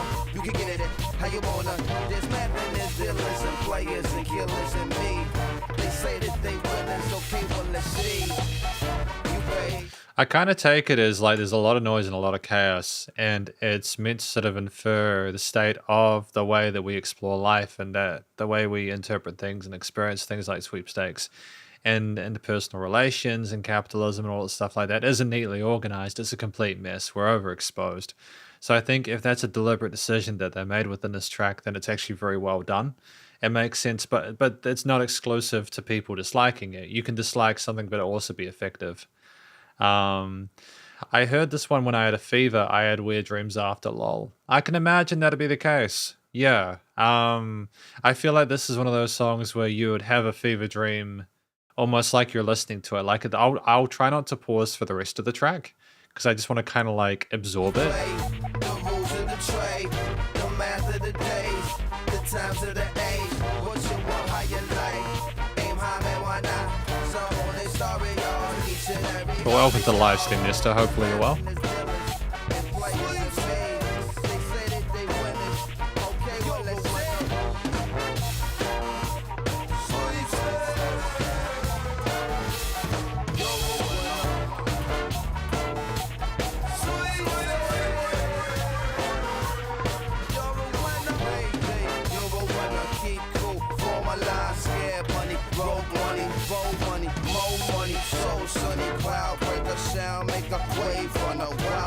Funky drummer, you can get it like you wanna. Who's a winner? Said the dealer. Every player, yeah, me. So you say, we will see. Player play, A-OK. What you want? How you like? Aim high, why not? Sun, moon, and starry yours. Each and every, all of y'all. Who's a winner? Yeah, me. So you say, we will see. Cloud breaker, danger beast. Fresh fleet. Let's aim.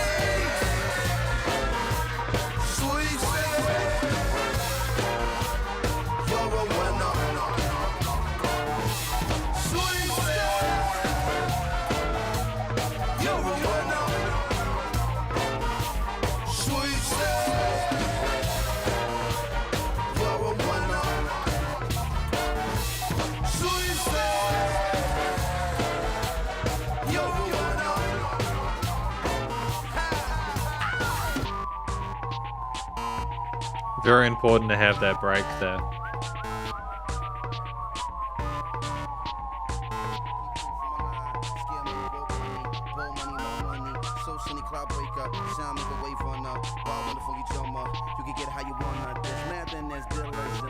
And me, they say that they winners, okay, well let's see. You pay and you play, the rules of the trade, the math of the days, the times of the age. What you want, how you like, aim high, man, why not? Some will starry yours, each and all of yours. There's math and there's dealers and players and me.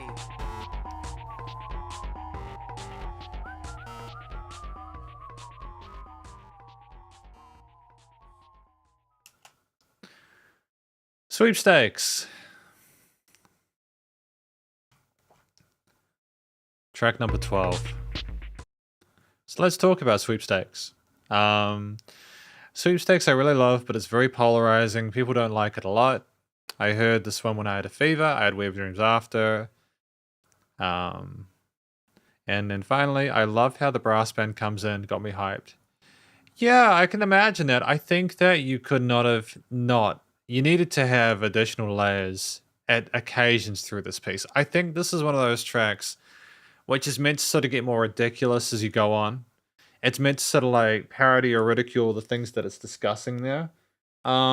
Sweepstakes and competitions and all the people talking about what they're going to do and let's eat and all these messages and all this stuff going on that you're kind of absorbing, and it just kind of overwhelms you and you lose track of it because of the lack of them trying to sort of stick to a specific kind of groove or pattern or orient there, where things kind of playing over each other and losing track and sort of slipping away with the current of the information. I think that's kind of what it's trying to represent there. I could be wrong about that, but that's my interpretation about what it's trying to represent. Capitalist noise, endless distraction, no escape. Yeah, exactly. I think listening through this, you actually, I'm gonna like it. I'm gonna like it. I've added it to like songs because I think as a concept, it's really well handled. Don't get me wrong, I do like the other tracks on this album. I think that it's a well fleshed out album. But I think here it's kind of a ballsy move to try and do an art piece like that. It's a song where it kind of starts from less. If we go back to the beginning of it, it's kind of a very sort of like neutral, kind of fun, kind of scratchy, synth oriented. You've got, what have you got? Bomb bomb, just a sound which isn't necessarily inferring a tone or sort of like orient in regards to how it wants to make you feel. It's simply percussive and it's meant to sort of like occasionally instantiate a groove to it.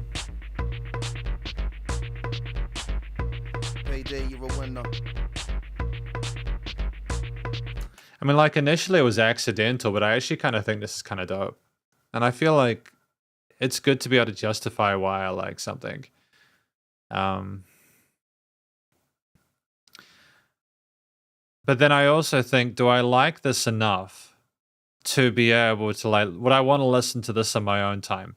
I think I can appreciate it on its merits independently. Yeah, I don't know. I'll just keep it as it is. I've done it. I'll keep it as it is. So I think Mos Def does really well at playing along with what Gorillaz is trying to accomplish through this sort of performance. It's a 5-minute 20 track which kind of loops back on itself, adding different bits each time there, the brass coming in from the Hypnotic Brass Ensemble, and you just get lost in it, as I mentioned at the start of this. And you've got those kind of like little dotty kind of synths as well, a little bit extra kind of noise in it, you know, to further kind of get you lost in the source. And you got like a screechy kind of like sound there to the synths as well. They're just a bit of kind of irksome kind of noise in there. It's like a noisy texture. It's not just another kind of like note or melody or sequence. It's there to deliberately kind of capture your attention on the offbeat or in a way that's not necessarily indicative of the true time signature of the piece. It's there to kind of slap you in the face and be like, pay attention to me, which makes sense, you know.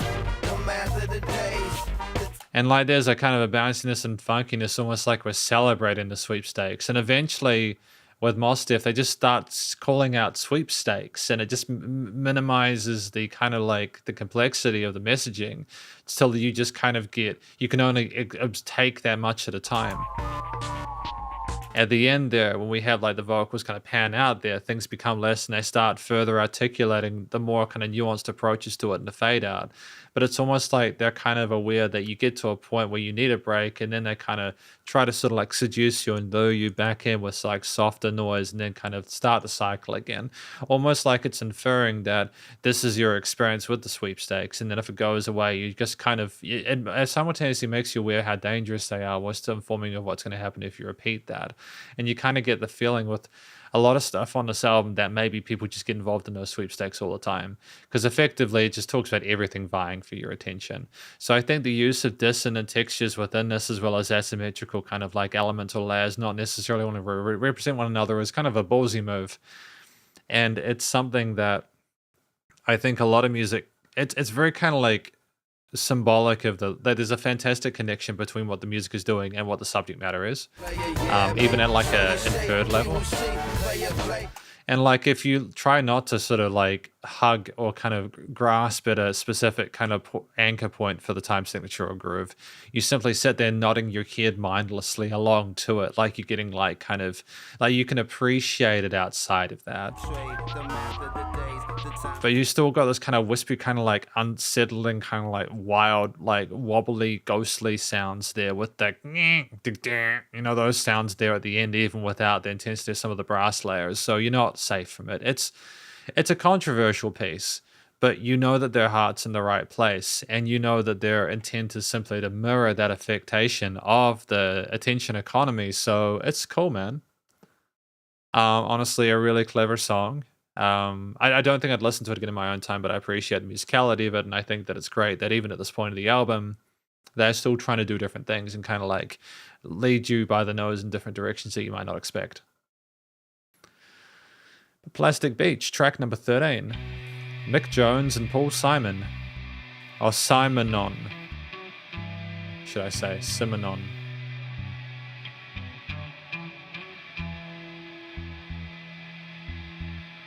Simonon.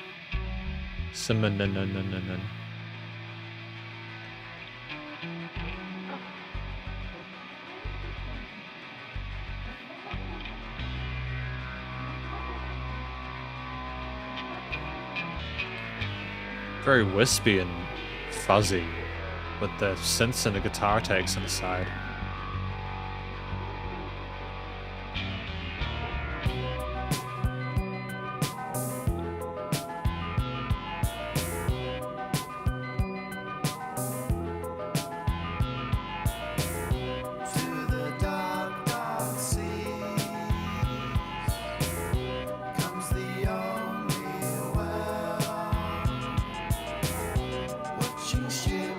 Again, inclusion of those 16th note hi-hats, a common thing throughout this album.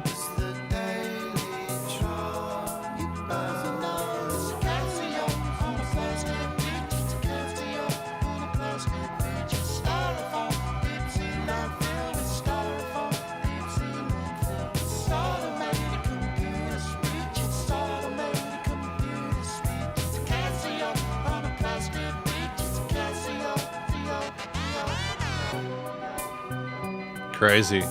The summation of the entirety of this is just stuff on a beach.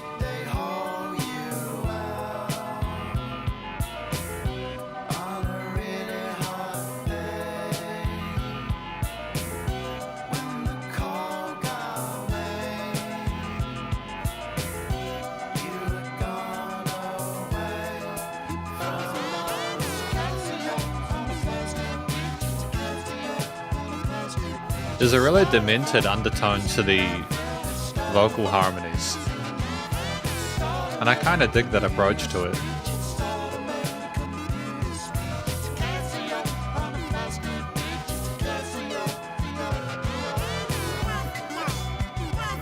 And going up the octave as well, nice.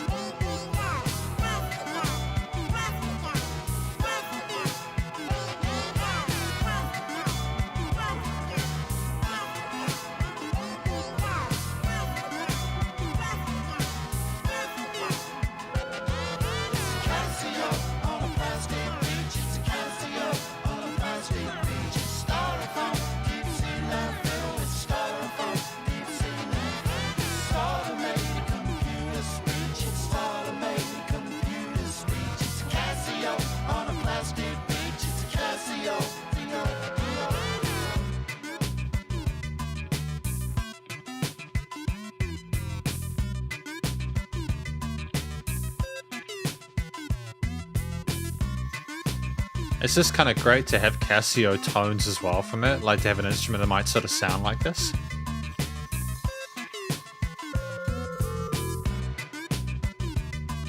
You can this kind of sounds like presets you might have heard on those early Casio keyboards. There'd be a lot of Casio keyboards and plastic in the digital kind of light waste that we have in the oceans, unfortunately.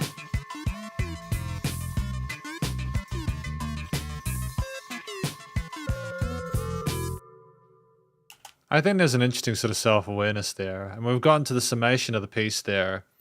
Plastic Beach. The heart of it all, beauty built on waste. Yeah, I can kind of understand how that represents this. To the dark, dark seas comes the only whale, watching ships go by, it's the day we try. I'm not necessarily sure what that means. Sometimes I listen to the tracks and I feel dumb, right?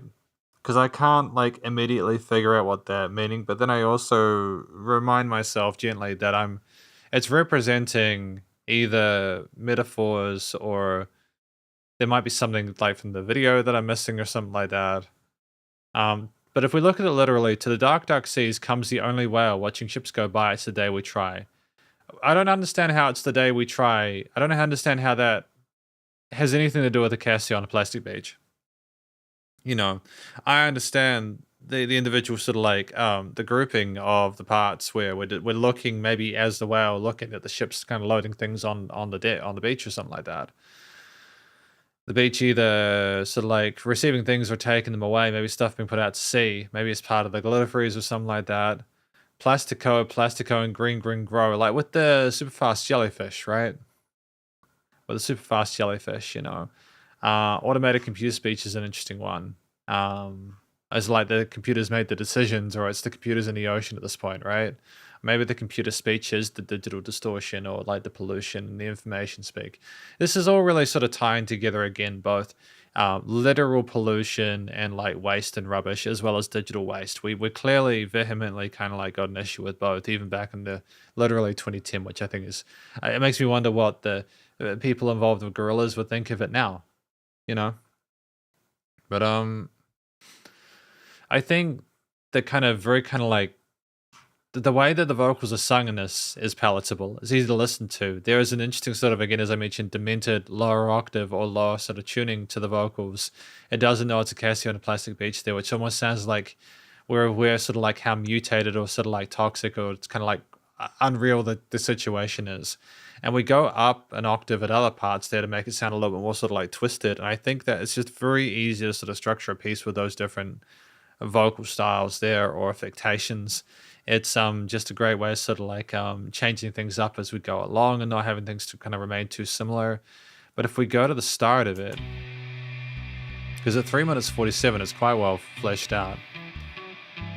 But this is such this incredible kind of fuzz to kind of like the boxed reverb of it, almost like it's infinite there. It's like we play a note and it just kind of continues to sort of parcel out there. There's like a great bass tone to it as well. There's like an environment has been put in place so that we can almost prepare as we come up from the ocean to look upon all the Casios on the beach. I mean, like it's a really fantastic bass tone. We haven't really had a lot of electric basses within this album. It's nice that we can put those and incorporate that tone and texture into it. But it's a very different sort of sound to what we have going on at the start there with those atmospheric ambient textures. We have those kind of some mutated voices there in the background, almost like maybe it's the Casio talking. Maybe the first part is the experience of the things that are either in the ocean or on the shore. They can't see, they can't feel. They're simply being heavily affected by it and their own sort of like nightmare. And then like we're kind of like commentating on their approach to things as we go along.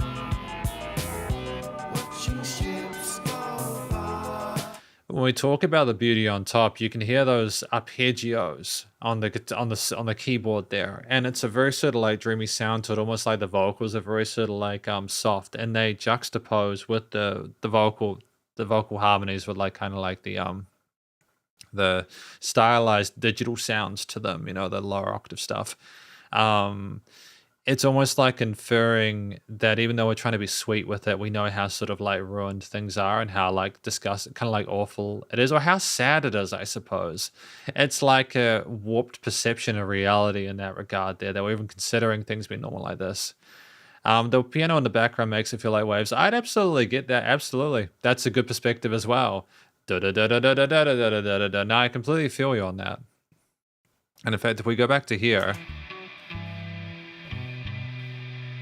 it almost sounds like like the sound of the sea, or you can hear like kind of a wispy kind of atmosphere like that. I suppose maybe you're yeah, okay. Now I hear you on now. That's cool.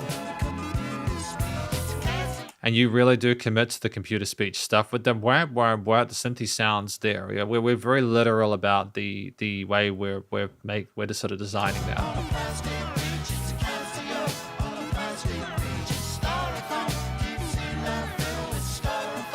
And we even have some kind of more kind of beat boopy sounds there to really sort of be the perspective of the keyboard or the computers as we go along. They're almost like they're becoming aware that they're talking about us or we're talking about them. And I think as well, kind of going for a chromatic approach for the key texture sort of like indicates it wants to harmonize with us, but doesn't know the scale or the way we're sort of saying things. So it's like a kind of a beboop on the ocean. And it's just a kind of a quirkiness or almost an instant kind of like playfulness there where it's kind of at face value, imagining all this kind of cast who's just sitting there chilling on the beach is kind of like a funny thought, but it's also kind of like a horror film, I suppose, at the same time. At the end of the day, this is fantastic groove on the hi-hats. We're very comfortable with the variety of different snare kick and sort of cymbal fills. And we kind of have a motif that's instantiated upon the entrance of those kind of key sort of vocal parts there that kind of reflects throughout. And you understand what they're trying to sort of communicate as you move along.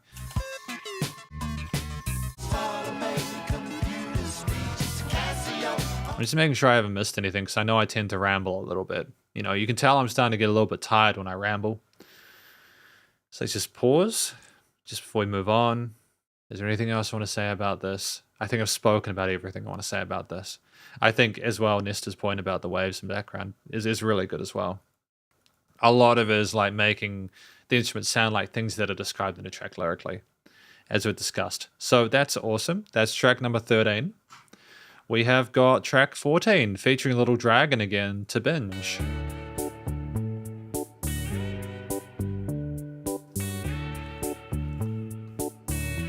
Kind of an unusual texture, like the reverb delay tails on those guitar parts there. They're kind of a twangy, kind of like dusty little kind of. Oh, okay, no.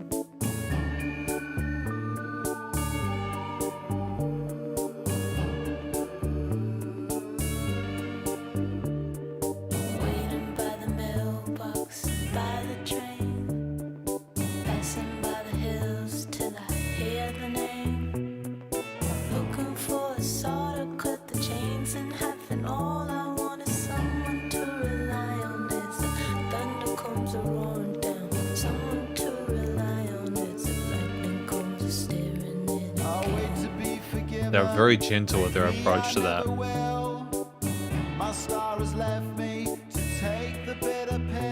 Maybe not so much here.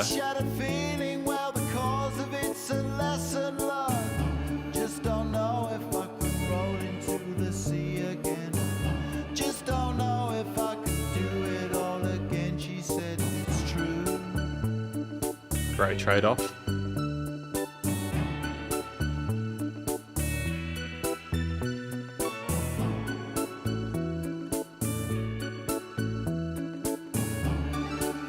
And back to the root. Parallel major and then parallel minor.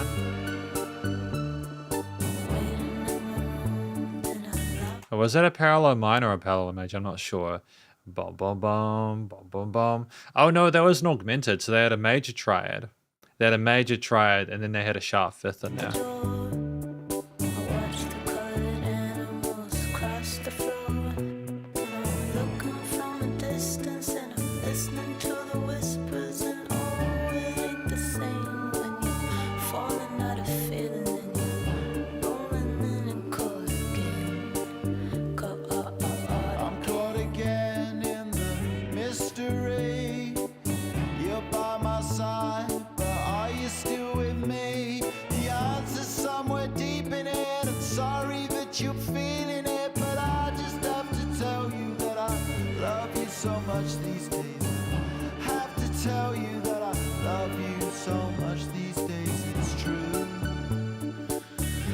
I thought the love was broken though, with broken.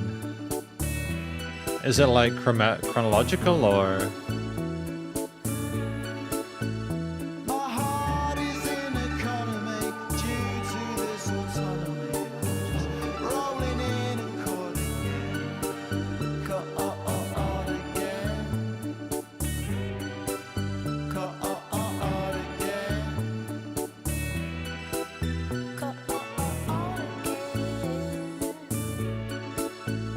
My heart is in economy due to this autonomy. Rolling in and caught again. Caught again. It's a very dreamy. Like I'd agree with that, Jacob. Yeah, I'd agree with that, Jacob.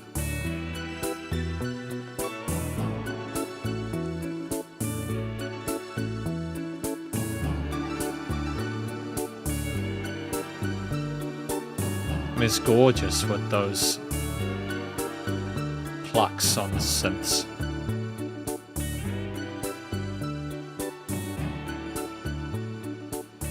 And the shimmers with those glissandos.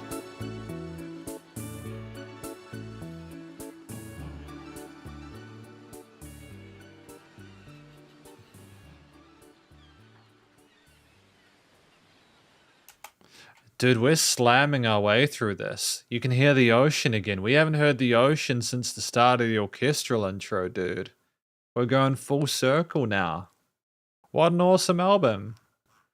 I'm still trying to figure out how much of this is related to the Empire Ants kind of going into the lull of it, or whether we were brought out by the bell or whether we weren't. I'm not sure, but it's intriguing for sure. So, To Binge featuring Little Dragon.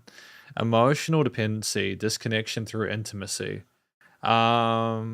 Disconnection through intimacy, the addiction of love. Waiting by the mailbox, by the train, passing by the hills till I hear the name. So yeah, we do have a dependence on that. You know, my stars left me to take a bitter pill at shattered feeling while the cause is a lesson learned. We just need that attention because we're not enough on my own, you know.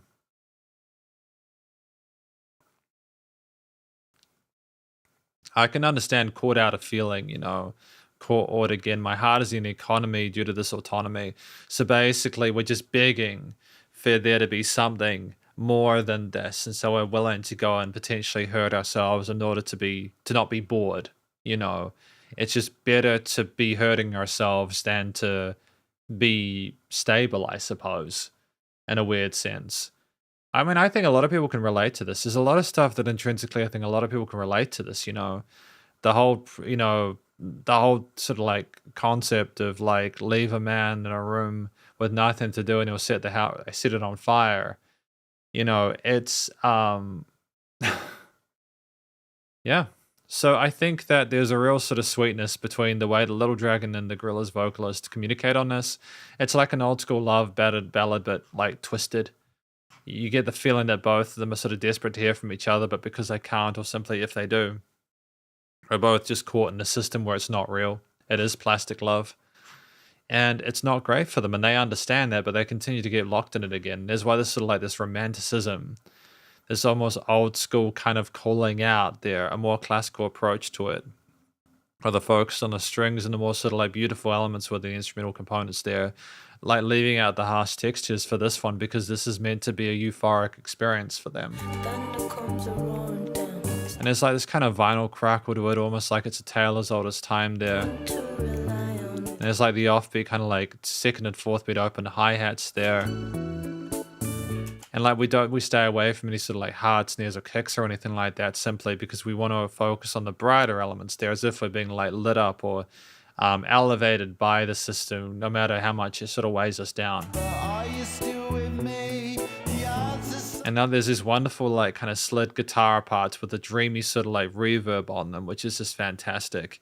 And like if we go back to the start, and just immediately from the start, there's like a playfulness as well with the keys there, how they integrate towards it. There's no heaviness to this piece. It kind of betrays your trust a little bit by sounding fantastic when really it's just so filled with menace with the ultimate implications of it. It's the feelings that are damaging us as opposed to it necessarily feeling good.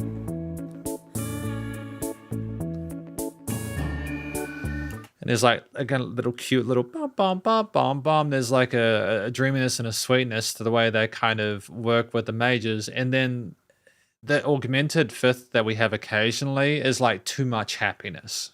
It's the perfect example of it. It's too much happiness. It's just too much sweetness there that it's just kind of like sucking us in. And even with those kind of dusty, kind of like fuzzy sounding guitar parts there, it's not like raunchy kind of styled guitar there. It's just a little bit of some more like I don't know how to describe it. Like it kind of reminds me of music from like the 50s and 60s there, where it's kind of like fluffier in texture, and it's just kind of trying to be more like of a love song. But yeah, considering you know the subject matter, so instrumentally fascinating. The focus is more on two vocalists and how they interact with each other.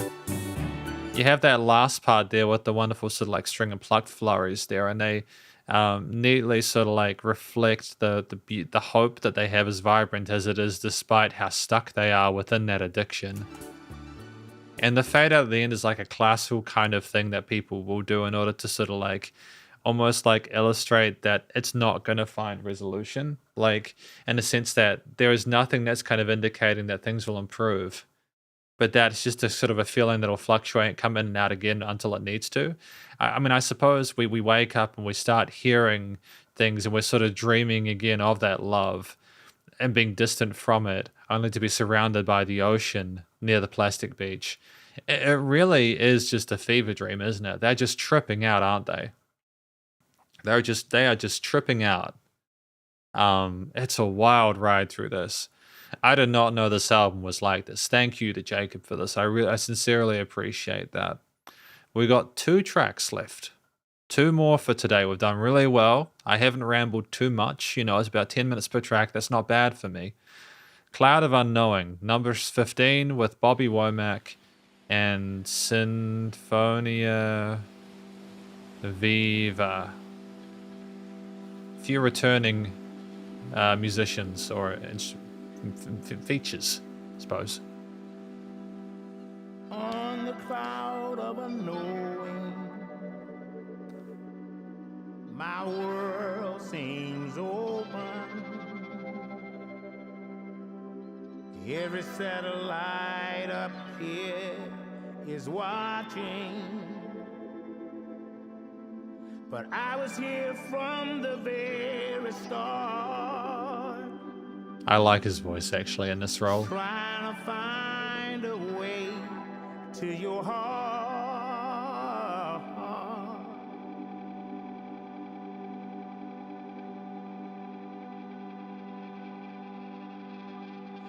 Oh, the days of forgetting,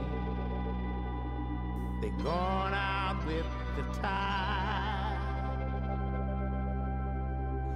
Lost at sea somewhere, waiting. Great subtle layering of that additional vocals Like down the bottom. setting suns at the rodeo, trying to find someone you'll never know.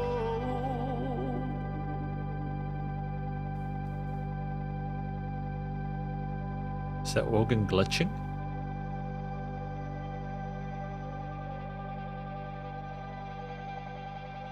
It's oscillating really quickly, isn't it? Oh, the sinking love on the cloud of unknowing. Every satellite up here is watching, waiting to see what the morning brings. May bring sunshine on its wings.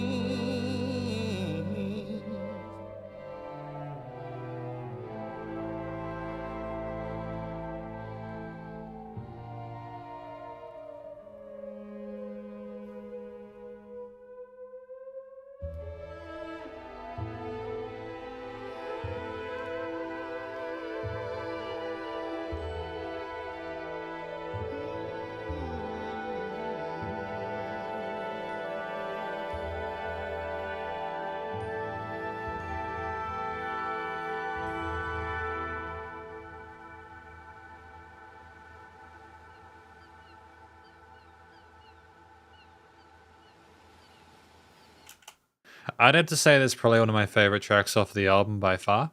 There's just something really special about that one.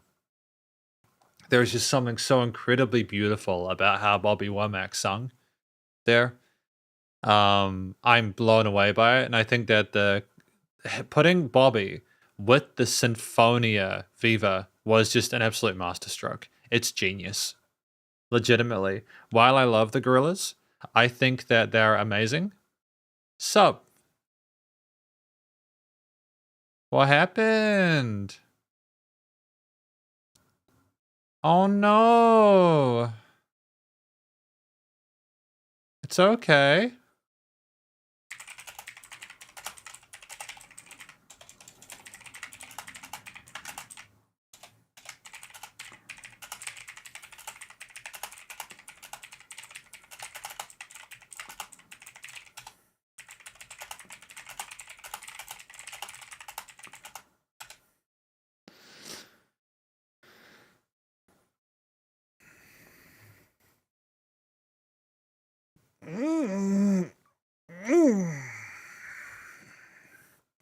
Yeah. Hey, Nushk. Don't know if you guys can see my cat back there. Hello. Hey, Nushki. Hi. Oh, hey, did you sleepies? Hi. Hi. Hi. Hey. Hi. Hey. Hi. Are we good? Crazy.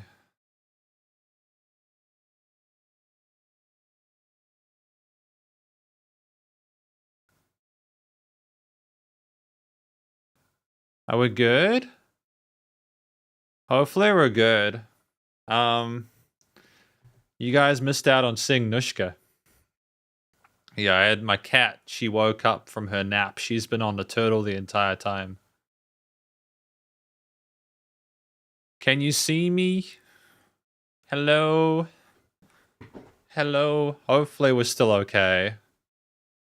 Once someone confirms, either way, it'll be good. Thank you, I appreciate that. Yeah, so the full version of this will go on Patreon as a public upload. It's not gonna be gated or anything like that. So yeah. So I just want to say, now that I'm visible again, that this is probably like one of my favorite tracks off of the album. I am so wonderfully impressed with the combination of Bobby Womack being involved with the Symphonia. It was an incredible combination of elements. I know for a lot of you guys, it's probably been blocked. So it's probably not great to hear this now, and you guys will probably have spoiler alerts. It's an amazing song. I think what I need to mention here is that sometimes there can just be a song and it'll just be blocked. And it could be because Bobby got to upload this to his YouTube channel or something like that. And some of the more old school musicians are like, blocked worldwide, please. You know? So yeah, just a heads up. It's all good. It's all chill. So Cloud of Unknowing is a quiet plea for clarity or meaning in the mess. And I think that hearing Bobby sing so eloquently and so beautifully alongside the orchestral backing is just such a wonderful thing. It's such an easy track to listen to because I hear this and I think, you know, what could we possibly have done to improve this? And just nothing really. I mean, you just listen to the sound of his voice. He's so gentle within this. I understand that he is a meme. I understand that Bobby Womack is a meme with the mountain screaming and stuff like that. But he's also just a fantastic vocalist. And in his lower range where he's more gentle. And here's these double-tracked vocal bats as well, which are really neat. And it's just a wonderful experience. And when you combine it with a lot of those kind of string sections and stuff like that, and the use of the woodwinds and the little bell tingles and stuff like that, it's just a fantastic time.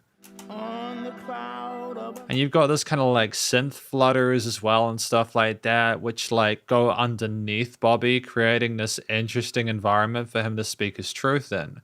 And it's very sort of dreamy, like it's mesmerizing. And simply, you know, we look at the lyrics on the cloud of unknowing, my world seems open. Every satellite here is watching, but I was here from the very start, trying to find a way to your heart. It's interesting that we discuss this. It's almost like we're coming to maybe like a lucid understanding of the environment with the plastic beach, and we're simply trying to open our eyes to the reality of it. Maybe we're accepting what the plastic beach is at this point, despite the cloud of unknowing. Maybe we're aware that we've been in this cloud this entire time. I'm not sure. By the way, do you see the kitty? That's Nushka. That's Nushka. She's my cat. She's very cute. Good girl, Nushki. Good girl. Good girl, Nushki. Yeah. She's a good cat. She's been sleeping on the turtle the entire time. There's a plush turtle over there.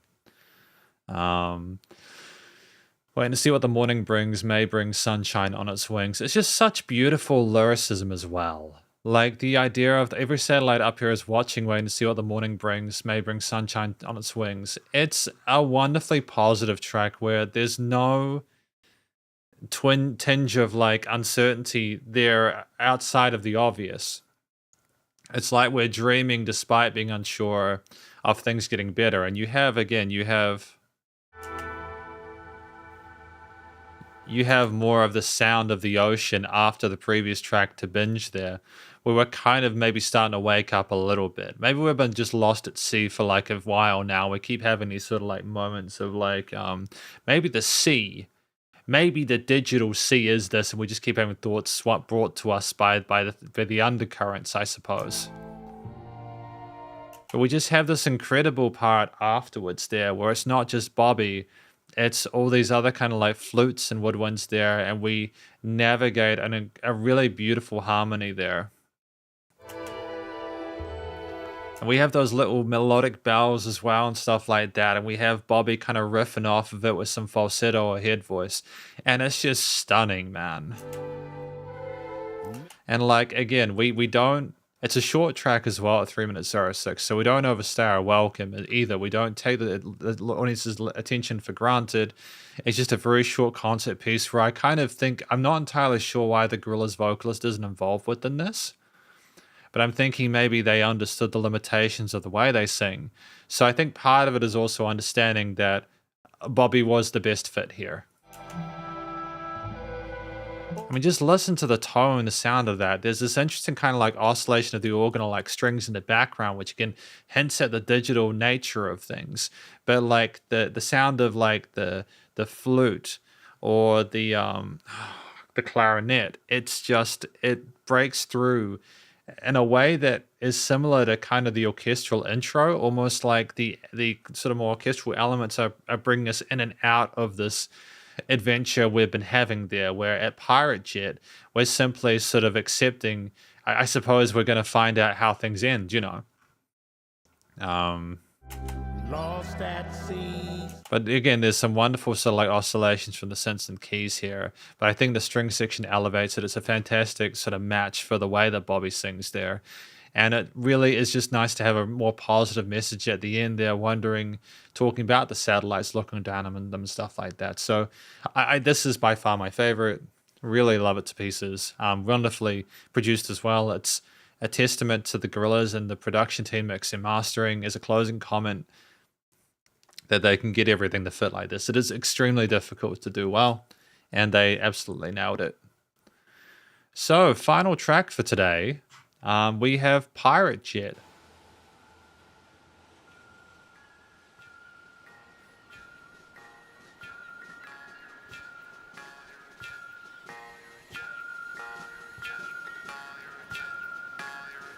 What does that sound boing like a it's not a glockenspiel, is it? It's like a pulled kind of string, like a plucked string or something like that. And by the way, Nestor, I hear you. These hits sound different. This hits different listening with your eyes closed. I imagine that cloud of unknowing would.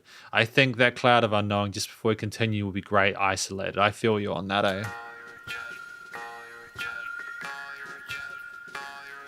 What an interesting... Oh.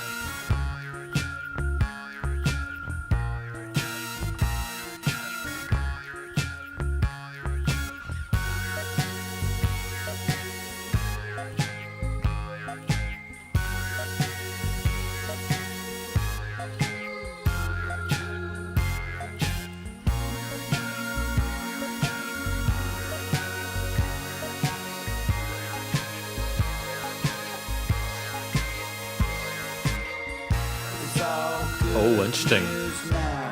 We didn't want to commit to that. It was kind of bluesy, wasn't it?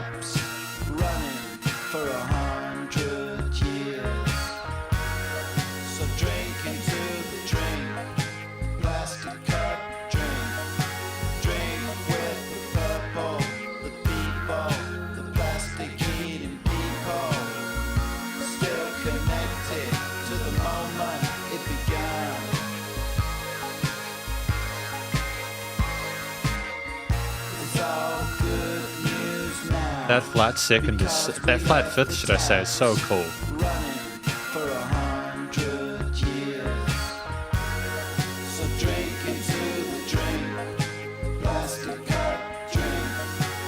Great layering of falsettos on top.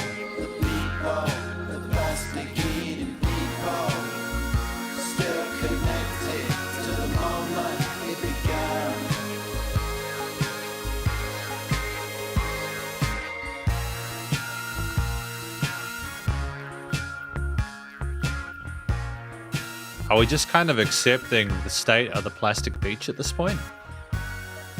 That we don't know how to fix it?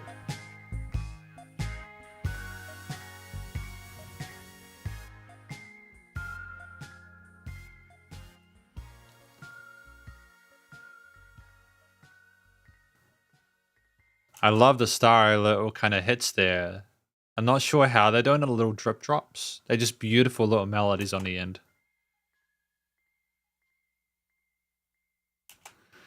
Yeah. So that was Pirate Jet, track number 16. Oh, it did it again.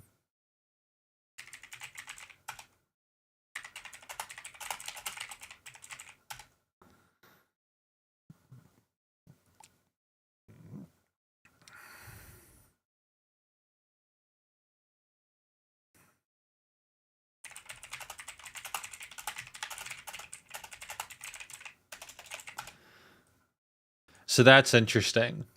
So I think basically there is just enough copyrighted material here that it's like suspicious of it. And so it's going like, oh, hey, no, you can't do this. I'm wondering if like, because I understand that for someone who is not really aware of what I do, it can just look like a reaction video.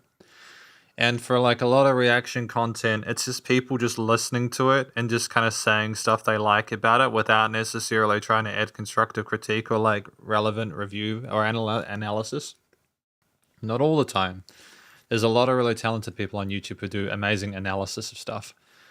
But I imagine that for people who are record labels or people who are just sort of like paid to keep an eye on this stuff, it can be like, oh God, is he actually reviewing it? Oh, he's listening through it in full and then he's like pausing occasionally. That's not enough fair use. And then they'll immediately just assume without the context that I'm just, you know, taking the piss a little bit. So I get it. I get it. I understand why there's this. But yeah, so basically I think I can see that I'm live. I can see that I'm live at the moment, so I'm just going to start giving feedback on this track, Pirate Jet. Again, the full version will be on Patreon. I'll put the link in the description on a post there. So it'll be all good. Yeah, no, it's that I think the way it works is that if I was to continue playing it beyond that point, I would get the stream shut down permanently. So like I just make sure I pause it. And I just don't go past that point, and we're good. So thank you for letting me know when you have that we've gotten it claimed. I really appreciate that you're letting me know when it gets blocked. That way I can pause it and we don't annoy the YouTube copyright algorithm. You know? So yeah, Pirate Jet, a shrug of an ending, no resolution, just drift. It's all good news now because we left the taps running for 100 years. So drink into the drink, plastic cup drink.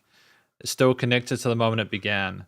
Yeah, it basically is. I think it's effectively saying that there is no resolution, there is no fix to it, and effectively we just got to accept it. Maybe it started with a bit of curiosity, but invariably it's just gotten to a point where we're basically melancholic the entire time way through, and there's just really no way to kind of improve it. Like if we like listen to little bits. Like the sound of that buzz is just kind of filthy. It's a very kind of abrasive tone to it.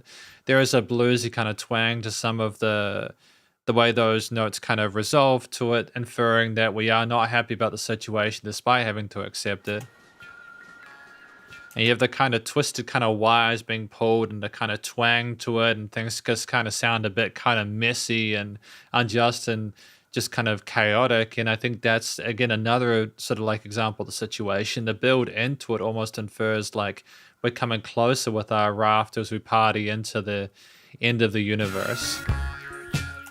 And we just have that chord note groove moving us forward without a lot of sophistication through it, simply because we're basically establishing that we're fucked effectively, you know? I mean, I think there's a wonderful glow to it, and there's some really pretty harmonies there, and I think that the Gorillaz vocal is kind of popping off with it at the end makes sense. It's great to have that sense of resolution, and to be honest, it's not necessarily it's not expected for the Gorillaz to be sort of like putting this message forward there. I think it's still been a worthwhile album to listen through, despite how kind of abrupt and to the point and blunt this conclusion is. And again, like it's a very kind of like gentle sort of performance from the vocalist there. It's not like too over the top or too intense there. And I don't think that was deliberate by design there. If we'd had like any aggression or kind of oomph to it, it might have been like, oh, we're really angry about it. They're just kind of drifting as if they have no direction or no control or agency over where they're going with it. And you have like additional vocal layers and just little bits of harmony on top there, almost like the people are getting together and coming together and understanding it more. And it's just kind of like a really kind of like sad occasion, you know? It really is quite sad. You feel bad for the people involved. You really do. And it just kind of fades out like that, almost like you've had that kind of like note of resignation, as Jacob mentioned. And that's the album. And I think that honestly, Plastic Beach is like probably a good sort of summation of things from 2010 onward. I don't think things have improved. In fact, arguably, I think things have gotten worse. And I think that that's not necessarily a hot take by any perspective or standard, but it just shows that they called it before it got there, if it wasn't already. So ultimately, I think part of what works with this is the kind of quirky instrumentation there. It's got a bluesy intonation which shows the sadness involved, but they're not overdoing it, and they're kind of being, again, melancholic about it. And then we've got the kind of robotic vocals occasionally, almost like everyone on the raft is in sync or unison about it, you know? Exactly, it only got worse since 2010, absolutely.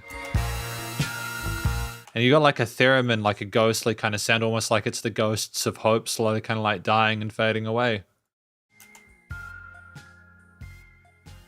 And you've got little kind of beepy synths there. The beep of the computers, the Casios on the beach, kind of like fading off into the ether there. And you're done. It's a fade in and out. You get that final message there. Succinct with its implementation. You didn't need it to be longer than 2 minutes 30. It was in and out, said what it needed to, and bounced. The final note from Jacob here that I can read is, it's not just a concept album, it's a whole artificial coastline you float through. Each song adds to the feeling that we're partying while the world quietly disappears. I just want to give a shout out to Jacob for like giving me information about each of the tracks, as well as kind of like their thoughts on what the album was about. And it not just in the chat, but also and like separately. And again, as this was Jacob's annual album review as a patron, when you're in the $12 tier, you get an annual album review. We do them once a month at the end of the month, and this is the first of those, so it's been good to do this. But I just want to thank Jacob for the extra concept, because I appreciate knowing more about it. And there's might have been stuff that I missed, you know. But I feel like that's the track. We're going to now talk about this album as a whole. So, just before we get into it, yeah, absolutely, Jacob, I agree. It has only gotten worse since 2010, and same Nestor, I agree. It does hold up. I don't think it's a hot take to sort of discuss things like this and to kind of consider it, but just a heads up, I'm going to go into full screen and we're going to talk for a bit. I'll sort of talk to people who put messages in the chat after I'm done, simply because sometimes I get distracted and lose my train of thought, and it's been a 3-hour live stream. Feel free to talk, feel free to message me and stuff like that, or put messages in the chat. I'll respond to it after I'm through the conclusion. So, welcome to the conclusion of my review of this album from an act named Plastic Beach. Sorry, really terrible start to it. Let's try that, take 2. Welcome to the conclusion of my review of this album from an act named Gorillaz titled Plastic Beach. Got it that time. This album, from what I can tell, is about Gorillaz finding this wonderland, this plastic beach, and effectively getting to the point where they enter adrift at sea and exit just with the understanding that everything is fake, both in terms of our communication and pollution. The world's kind of screwed, and it's never going to improve. That's what I kind of take this as. I think that it's a really ambitious album. There are so many people involved in it. I'm not going to give, by the way, individual track reviews, because I've already done that for each of these. Each one of these songs has their own sort of mini conclusion. But I'm going to talk about the album as a whole in this section, as I mentioned before. So it'll be overall thoughts on it. But I think that's what the album is about. And I think that in this day and age, it's more topical than ever. The vocals across the board have been fantastic. We've had a wide variety of musicians involved. So who was involved? Snoop Dogg, Bashy, Kano, Bobby Womack, Gruff Rhys, Della Soul, Little Dragon, Marky Smith, Lou Reed, Mick Jones, Paul Simonon, and so many vocalists. And part of what worked with this album, you're welcome, by the way, Jacob, you're welcome. Part of what made this album work so well is that you had all these different voices for different songs, and most of the time they suited the track really neatly. I still do not like the way that Lou Reed handled things, but I'm not the arbiter of good music. I simply just feel that with Lou Reed, it's very him in that song, and I think Gorillaz tried to do that. They wanted to make it deliberately a Lou Reed track. I think talking in that song specifically about some kind of nature, about people being not being themselves, making their own versions of themselves, etc. That makes sense. I think he's made music about the similar topics and how people are not real and stuff like that, and how you can mold people into things. It makes sense to give him it. And so I feel like with that said, it was still a solid track. And I feel like the Gorillaz vocalist, being with Lou Reed in there, kind of popping off each other, the chemistry was solid. And I think for the most part, whether they were by themselves or with others, with Bashy and Kano working off of each other, Bobby Womack, and Mos Def on Stylo, for example, there were collaborations alongside the Gorillaz. Remember, the Gorillaz didn't do any vocals at all, which were fantastic. Snoop Dogg himself was fantastic with Welcome to the World. There's just as the person guiding us into it, Bashy and Kano telling us the rules of it, etc. Marky Smith sort of discussing what was occurring in terms of finding the glitter freeze, which was kind of like an interesting idea. And Mick Jones and Paul Simonon, I think that everyone sung well for the most part with solid vocal technique, and they were comfortable in the hidden chest voice. And if it was rapping, there was great attention to the bars, how often they should appear. They fed off each other really neatly. There were songs, again, Gruff Rhys and Della Soul with Supervast Jellyfish was just a fun sort of concept there, where they're kind of playful and charismatic with their approach to things.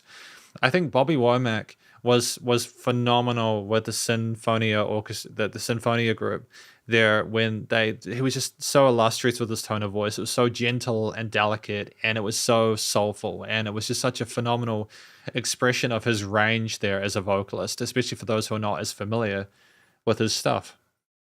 Gorillaz typically managed to bring out the most of the people they had involved with these tracks, is what I'm trying to sort of communicate. And, it's amazing to sort of have that flexibility. They can communicate on their own. typically they had a very sort of like measured, balanced tone. They were never more than slightly elevated when they were calling out in tracks like Broken or To Binge, etc. And there was a bit of extra oomph occasionally, but typically it was either radio filtered like a call from far away, or they were trying to sort of like sing alongside other ones. And we had bits of vocal modulation and different sort of like sounds to voice. We had sort of synthetic vocals and call and responses and stuff like that and other things. And I think considering the talk of like robots and plastic and sort of like artificial elements, having those electronic synthetic sort of voices and harmonies and stuff was a good idea, you know. And the last thing you want in a song which has that, other electronic elements, is to have purely raw vocals. Granted, with what Lou Reed was doing, for example, if you had him modulated, it might have been a little bit too weird. So what you do is you basically just don't. You allow people to be comfortable in their own shoes and their own perspective, you know, respect the boundaries and make the best music you can. So Gorillaz did phenomenally with the vocals across the board there. The notes all matched, and for the most part, I was really happy with it. And I think instrumentally, like this song, it's just too difficult to generalize. We had some tracks which were sort of more purely instrumental, like such as the orchestral intro, other parts were some more ballad-esque, other parts where it was more sort of conversational, other parts were sort of like the Glitteries, where it was more sort of like a spoken word kind of situation there. There was this like a ballad or a duet with Gorillaz and Little Dragon, To Binge. They had so many different ways of incorporating vocals and writing songs. Structurally, there were verses and choruses for sure.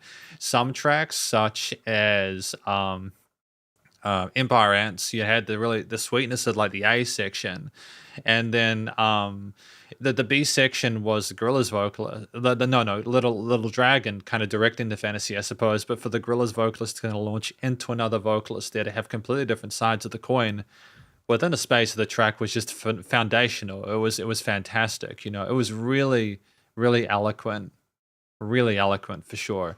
It's just knowing to make different experiences to establish different chapters within a piece so that the album doesn't sound too similar, especially as a concept album. And, you know, I look at it. I look at this album, and I think part of the magic and wonder of it is that you look at and it's just a really interesting sort of like idea and concept. But the music almost becomes even bigger than like what you see there, you know. You leave feeling like you've learned something from it. It feels like a much bigger album, objectively, than Demon Days and Gorillaz, their self-titled album. And considering they had 9 years of going at it at that point from the first release in 2001, it makes sense that they'd be able to sort of like pull like this. I mean, like the instruments you had involved. I mean, like the rhythm figures, confident with the quarters, eights, triplets, 16s, etc. Wide variety of time signatures. There are even songs like Sweepstakes where they had different instruments playing in different time signatures and different meters, and it was polyrhythmic and things kind of fiddle over each other, and it was kind of trippy as heck. And kind of you lost track of things, and that was a deliberate approach. That's how good they are with their rhythm stuff. They know how to be so good with rhythm that they make it confusing on purpose. Harmony-wise, they had occasional extensions, but a lot of what their music was facilitating individual melodies from different instruments. Almost like in a classical music approach, like the first era of classical music where they had different instruments playing melodies that would then harmonize over top of each other. It would leave less like of a load on one specific instrument to allow other ones to kind of pick up the pace and kind of flesh things out, which is really cool. And I think that it's just a really interesting approach there with a lot of music and pop music kind of being sort of like more kind of, how do I describe it? A lot of times we rely on chords and music to flesh out intervals and triads and harmonies, and it can be great to have less, and it's very economic in that regard. And it makes live performances a lot easier simply because you're not having like 20 different instruments at once. But what they did here was minimize compositions and have lots of little different instruments as you went on, different tones and textures for leads, etc. They'd have dominant parts, but then they'd also have different vocal layers and twisted parts there that could be kind of resembled in like the lead elements. I think there were songs where like we had a kind of I think it was Plastic Beach, if I'm not mistaken. We had like kind of a real kind of, or maybe Melancholy Hill, we had like a guitar riff that sounded like a synth part, like a kind of shreddy part. Just being able to have like a shred guitar part, not be overcomplicate a piece at the end of a tale in place of like a drum fill or something like that is absolutely insane. But just they're masters at establishing melodies and sequences across instruments, fleshing out instruments in various parts of the frequency spectrum that match the vibe of what they're trying to do, like the sweetness of some elements, like to binge, as well as like the higher kind of right hand of the Empire Ants part where it sounded dreamy and mesmerizing there. It was like beautiful. They sub-layer stuff so the thing isn't the same loudness all the time, like the guitars in some parts was much quieter than others. They add depth to the mix. They suck you in. They adjust little nuances, like with the various sort of hi-hat patterns going into 16ths there, just to push and pull. For different rappers or instrumentalists, they'll have different drum patterns to establish differences between those two and to help you kind of just vibe along to the track, you know. Yeah. I'm just blown away with how well they follow the fundamentals of music theory and composition, whilst they managed to also create. Forgot to make it conclusion time. It's all right. You guys know it's conclusion time by me being big on the screen.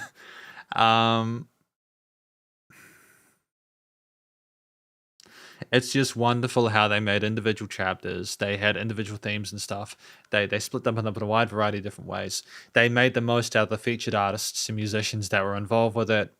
They then made them. They didn't necessarily the flow of the album didn't necessarily always make sense to me. But I think part of it is, again, Jacob said in his kind of like message to me, is that it's like a whole artificial coastline that you float through. There's a lot of different hints at how screwed up things are going to get, that at the end you just kind of like completely kind of coated in it. You coated in the filth of what you've been swimming through, and you just inevitably, invariably just go, oh, well, it's just too hard. We're just what it is. It's just too hard. It's just what it is. And I get that. I think that's basically where we're at in a lot of different situations with the current day and age. I think, again, it was forward thinking with its social commentary, for sure. But I mean, either way, as a concept, it works well. You get an overall message. There's consistency. It's coherent. The themes, chord progressions, everything typically makes sense. Like there is one of the tracks where it had like a major and like an augmented chord. There was just almost too sweet there. We know how to have chaos when required. We know how to have less is more. And we also, as a final note, know how to wonderfully incorporate symphonic elements from like Sinfonia Viva and the Hypnotic Brass Ensemble. We know how to incorporate those with more traditional kind of electronic hip-hop elements, like bass and synths, as well as guitars and keys and organs and all sorts of wonderful things. And there are like a billion different synth tones and presets used and stuff like that. They're incredible musicians. They are producers. And the icing on the cake is the studio production, recording, mixing, and mastering, which is just absolutely superb. It's sublime. All the vocal takes were wonderfully recorded. Even Lou Reed's parts. Even Lou Reed's bits, you know. But like with all seriousness there, just it's exquisite. With the quality of the vocal performances just sound utterly commercial grade and transcendent beyond that. They're timeless recordings. They the guitars, bass, drums, synths, keys, all those different elements there are not just recorded well, placed really neatly within the frequency spectrum in the stereo field, but there are deliberate resonances and instruments chosen to make things sound uncomfortable because they're aware that that's what would be required to make it to sort of force your hand and to accept it. And I just don't, that's an advanced thing. It's not enough to simply to be able to produce and record things well in a way where it's safe. You then push the boundaries and deliberately rough things up or make them a bit uncomfortable. Sure, you can have your sweetnesses with your echoes and reverbs and delays and kind of chorus and really sweeten things up and make it charming. But you can also add rough and rowdy, kind of really brittle sounding, icky sounding moments with like these kind of buzz sounds and sizzles, and you can really kind of push things, and you can have things kind of slow down or kind of speed up in terms of the oscillations and kind of fall down and just kind of make it sound awful when required. It's that level of production expertise that makes an album special, and that's something that was consistent across the board. There was no point in this album where I was confused by a production decision at all. At all. They have managed a whole lot of different personalities, gotten the best out of them, created an album where they've ticked all the boxes, and I understand why this is so beloved. I just want to thank Jacob for sending through this album for their annual album review as part of being an SP patron. I really appreciate that. I look forward to doing more of these at the end of each month. But I'm thankful because I've heard some really incredible music today. My favorite track is Cloud of Unknowing by Gorillaz, Bobby Womack, and the Sinfonia Viva. Apparently, it's my favorite track. And I genuinely will listen to it outside of these reviews. It's just a beautiful song, and I think Bobby Womack is one of my favorite vocalists. No joke. No hyperbole. Amazing song. It's just finding the right vocalist for the right vibe at the right time. So yeah. Those are my thoughts. That's my thoughts on it. I love the album. Amazing stuff. Solid all round. But that's us, basically. Just going to have a look through the chat. You're welcome, Jacob. I had a fantastic time with the album. Talked about what my favorite is. I'm glad that you like Jellyfish. I think that Jellyfish is an amazing song too. I think it's fun. I think there's moments where this album was just really fun. And I'm thankful for that. You know? The album did almost destroy Gorillaz in the sense that they all have very different ideas in the album, and also the various guest artists are difficult to manage. I heard the budget ballooned too much too. I would expect that. I would expect this album would have been incredibly expensive. But I think this album needed to be made. I think that it was a fantastic sense of progression forward for this band. I just don't know how they could have done more, but then I also don't know how they could proceed beyond this. I just don't know how they could do it, but they'll figure it out. Anyways, thank you for watching my review of this album from Enacting Gorillaz titled Plastic Beach, and hopefully you enjoyed it. If you did, please go show them some love via their various social medias and their Spotify page. Just hang on real quick. Love this album, and Cloud of Unknowing is Chef Kiss. I'm glad you like it, Nestor. Me too. It's great. It's a great album. I'm glad I checked it out. Like, honestly, like I haven't listened to the Gorillaz in like 15 years. No, that's a lie. Like, I haven't like gone out of my way to listen to them in 15 years. But I'm glad I heard this. It makes me want to check out their back catalog. And stay cool and stay safe, and please remember to support your local musicians and artists at this point in time, as need the help more than ever with all this crazy stuff going on in the world. And I'll catch you in the next SP live streams. I'm not here next weekend because I got to get surgery for my nose. But the SP Patrons videos I've been sent through, I'll get them done tomorrow so that they're all out by the end of the month. And we should be good to go. But have a great week. Thanks for coming along. Stay cool, Shredders. Spider hands out. Cheers. Awesome. Cheers, Jacob. 3, 2, 1.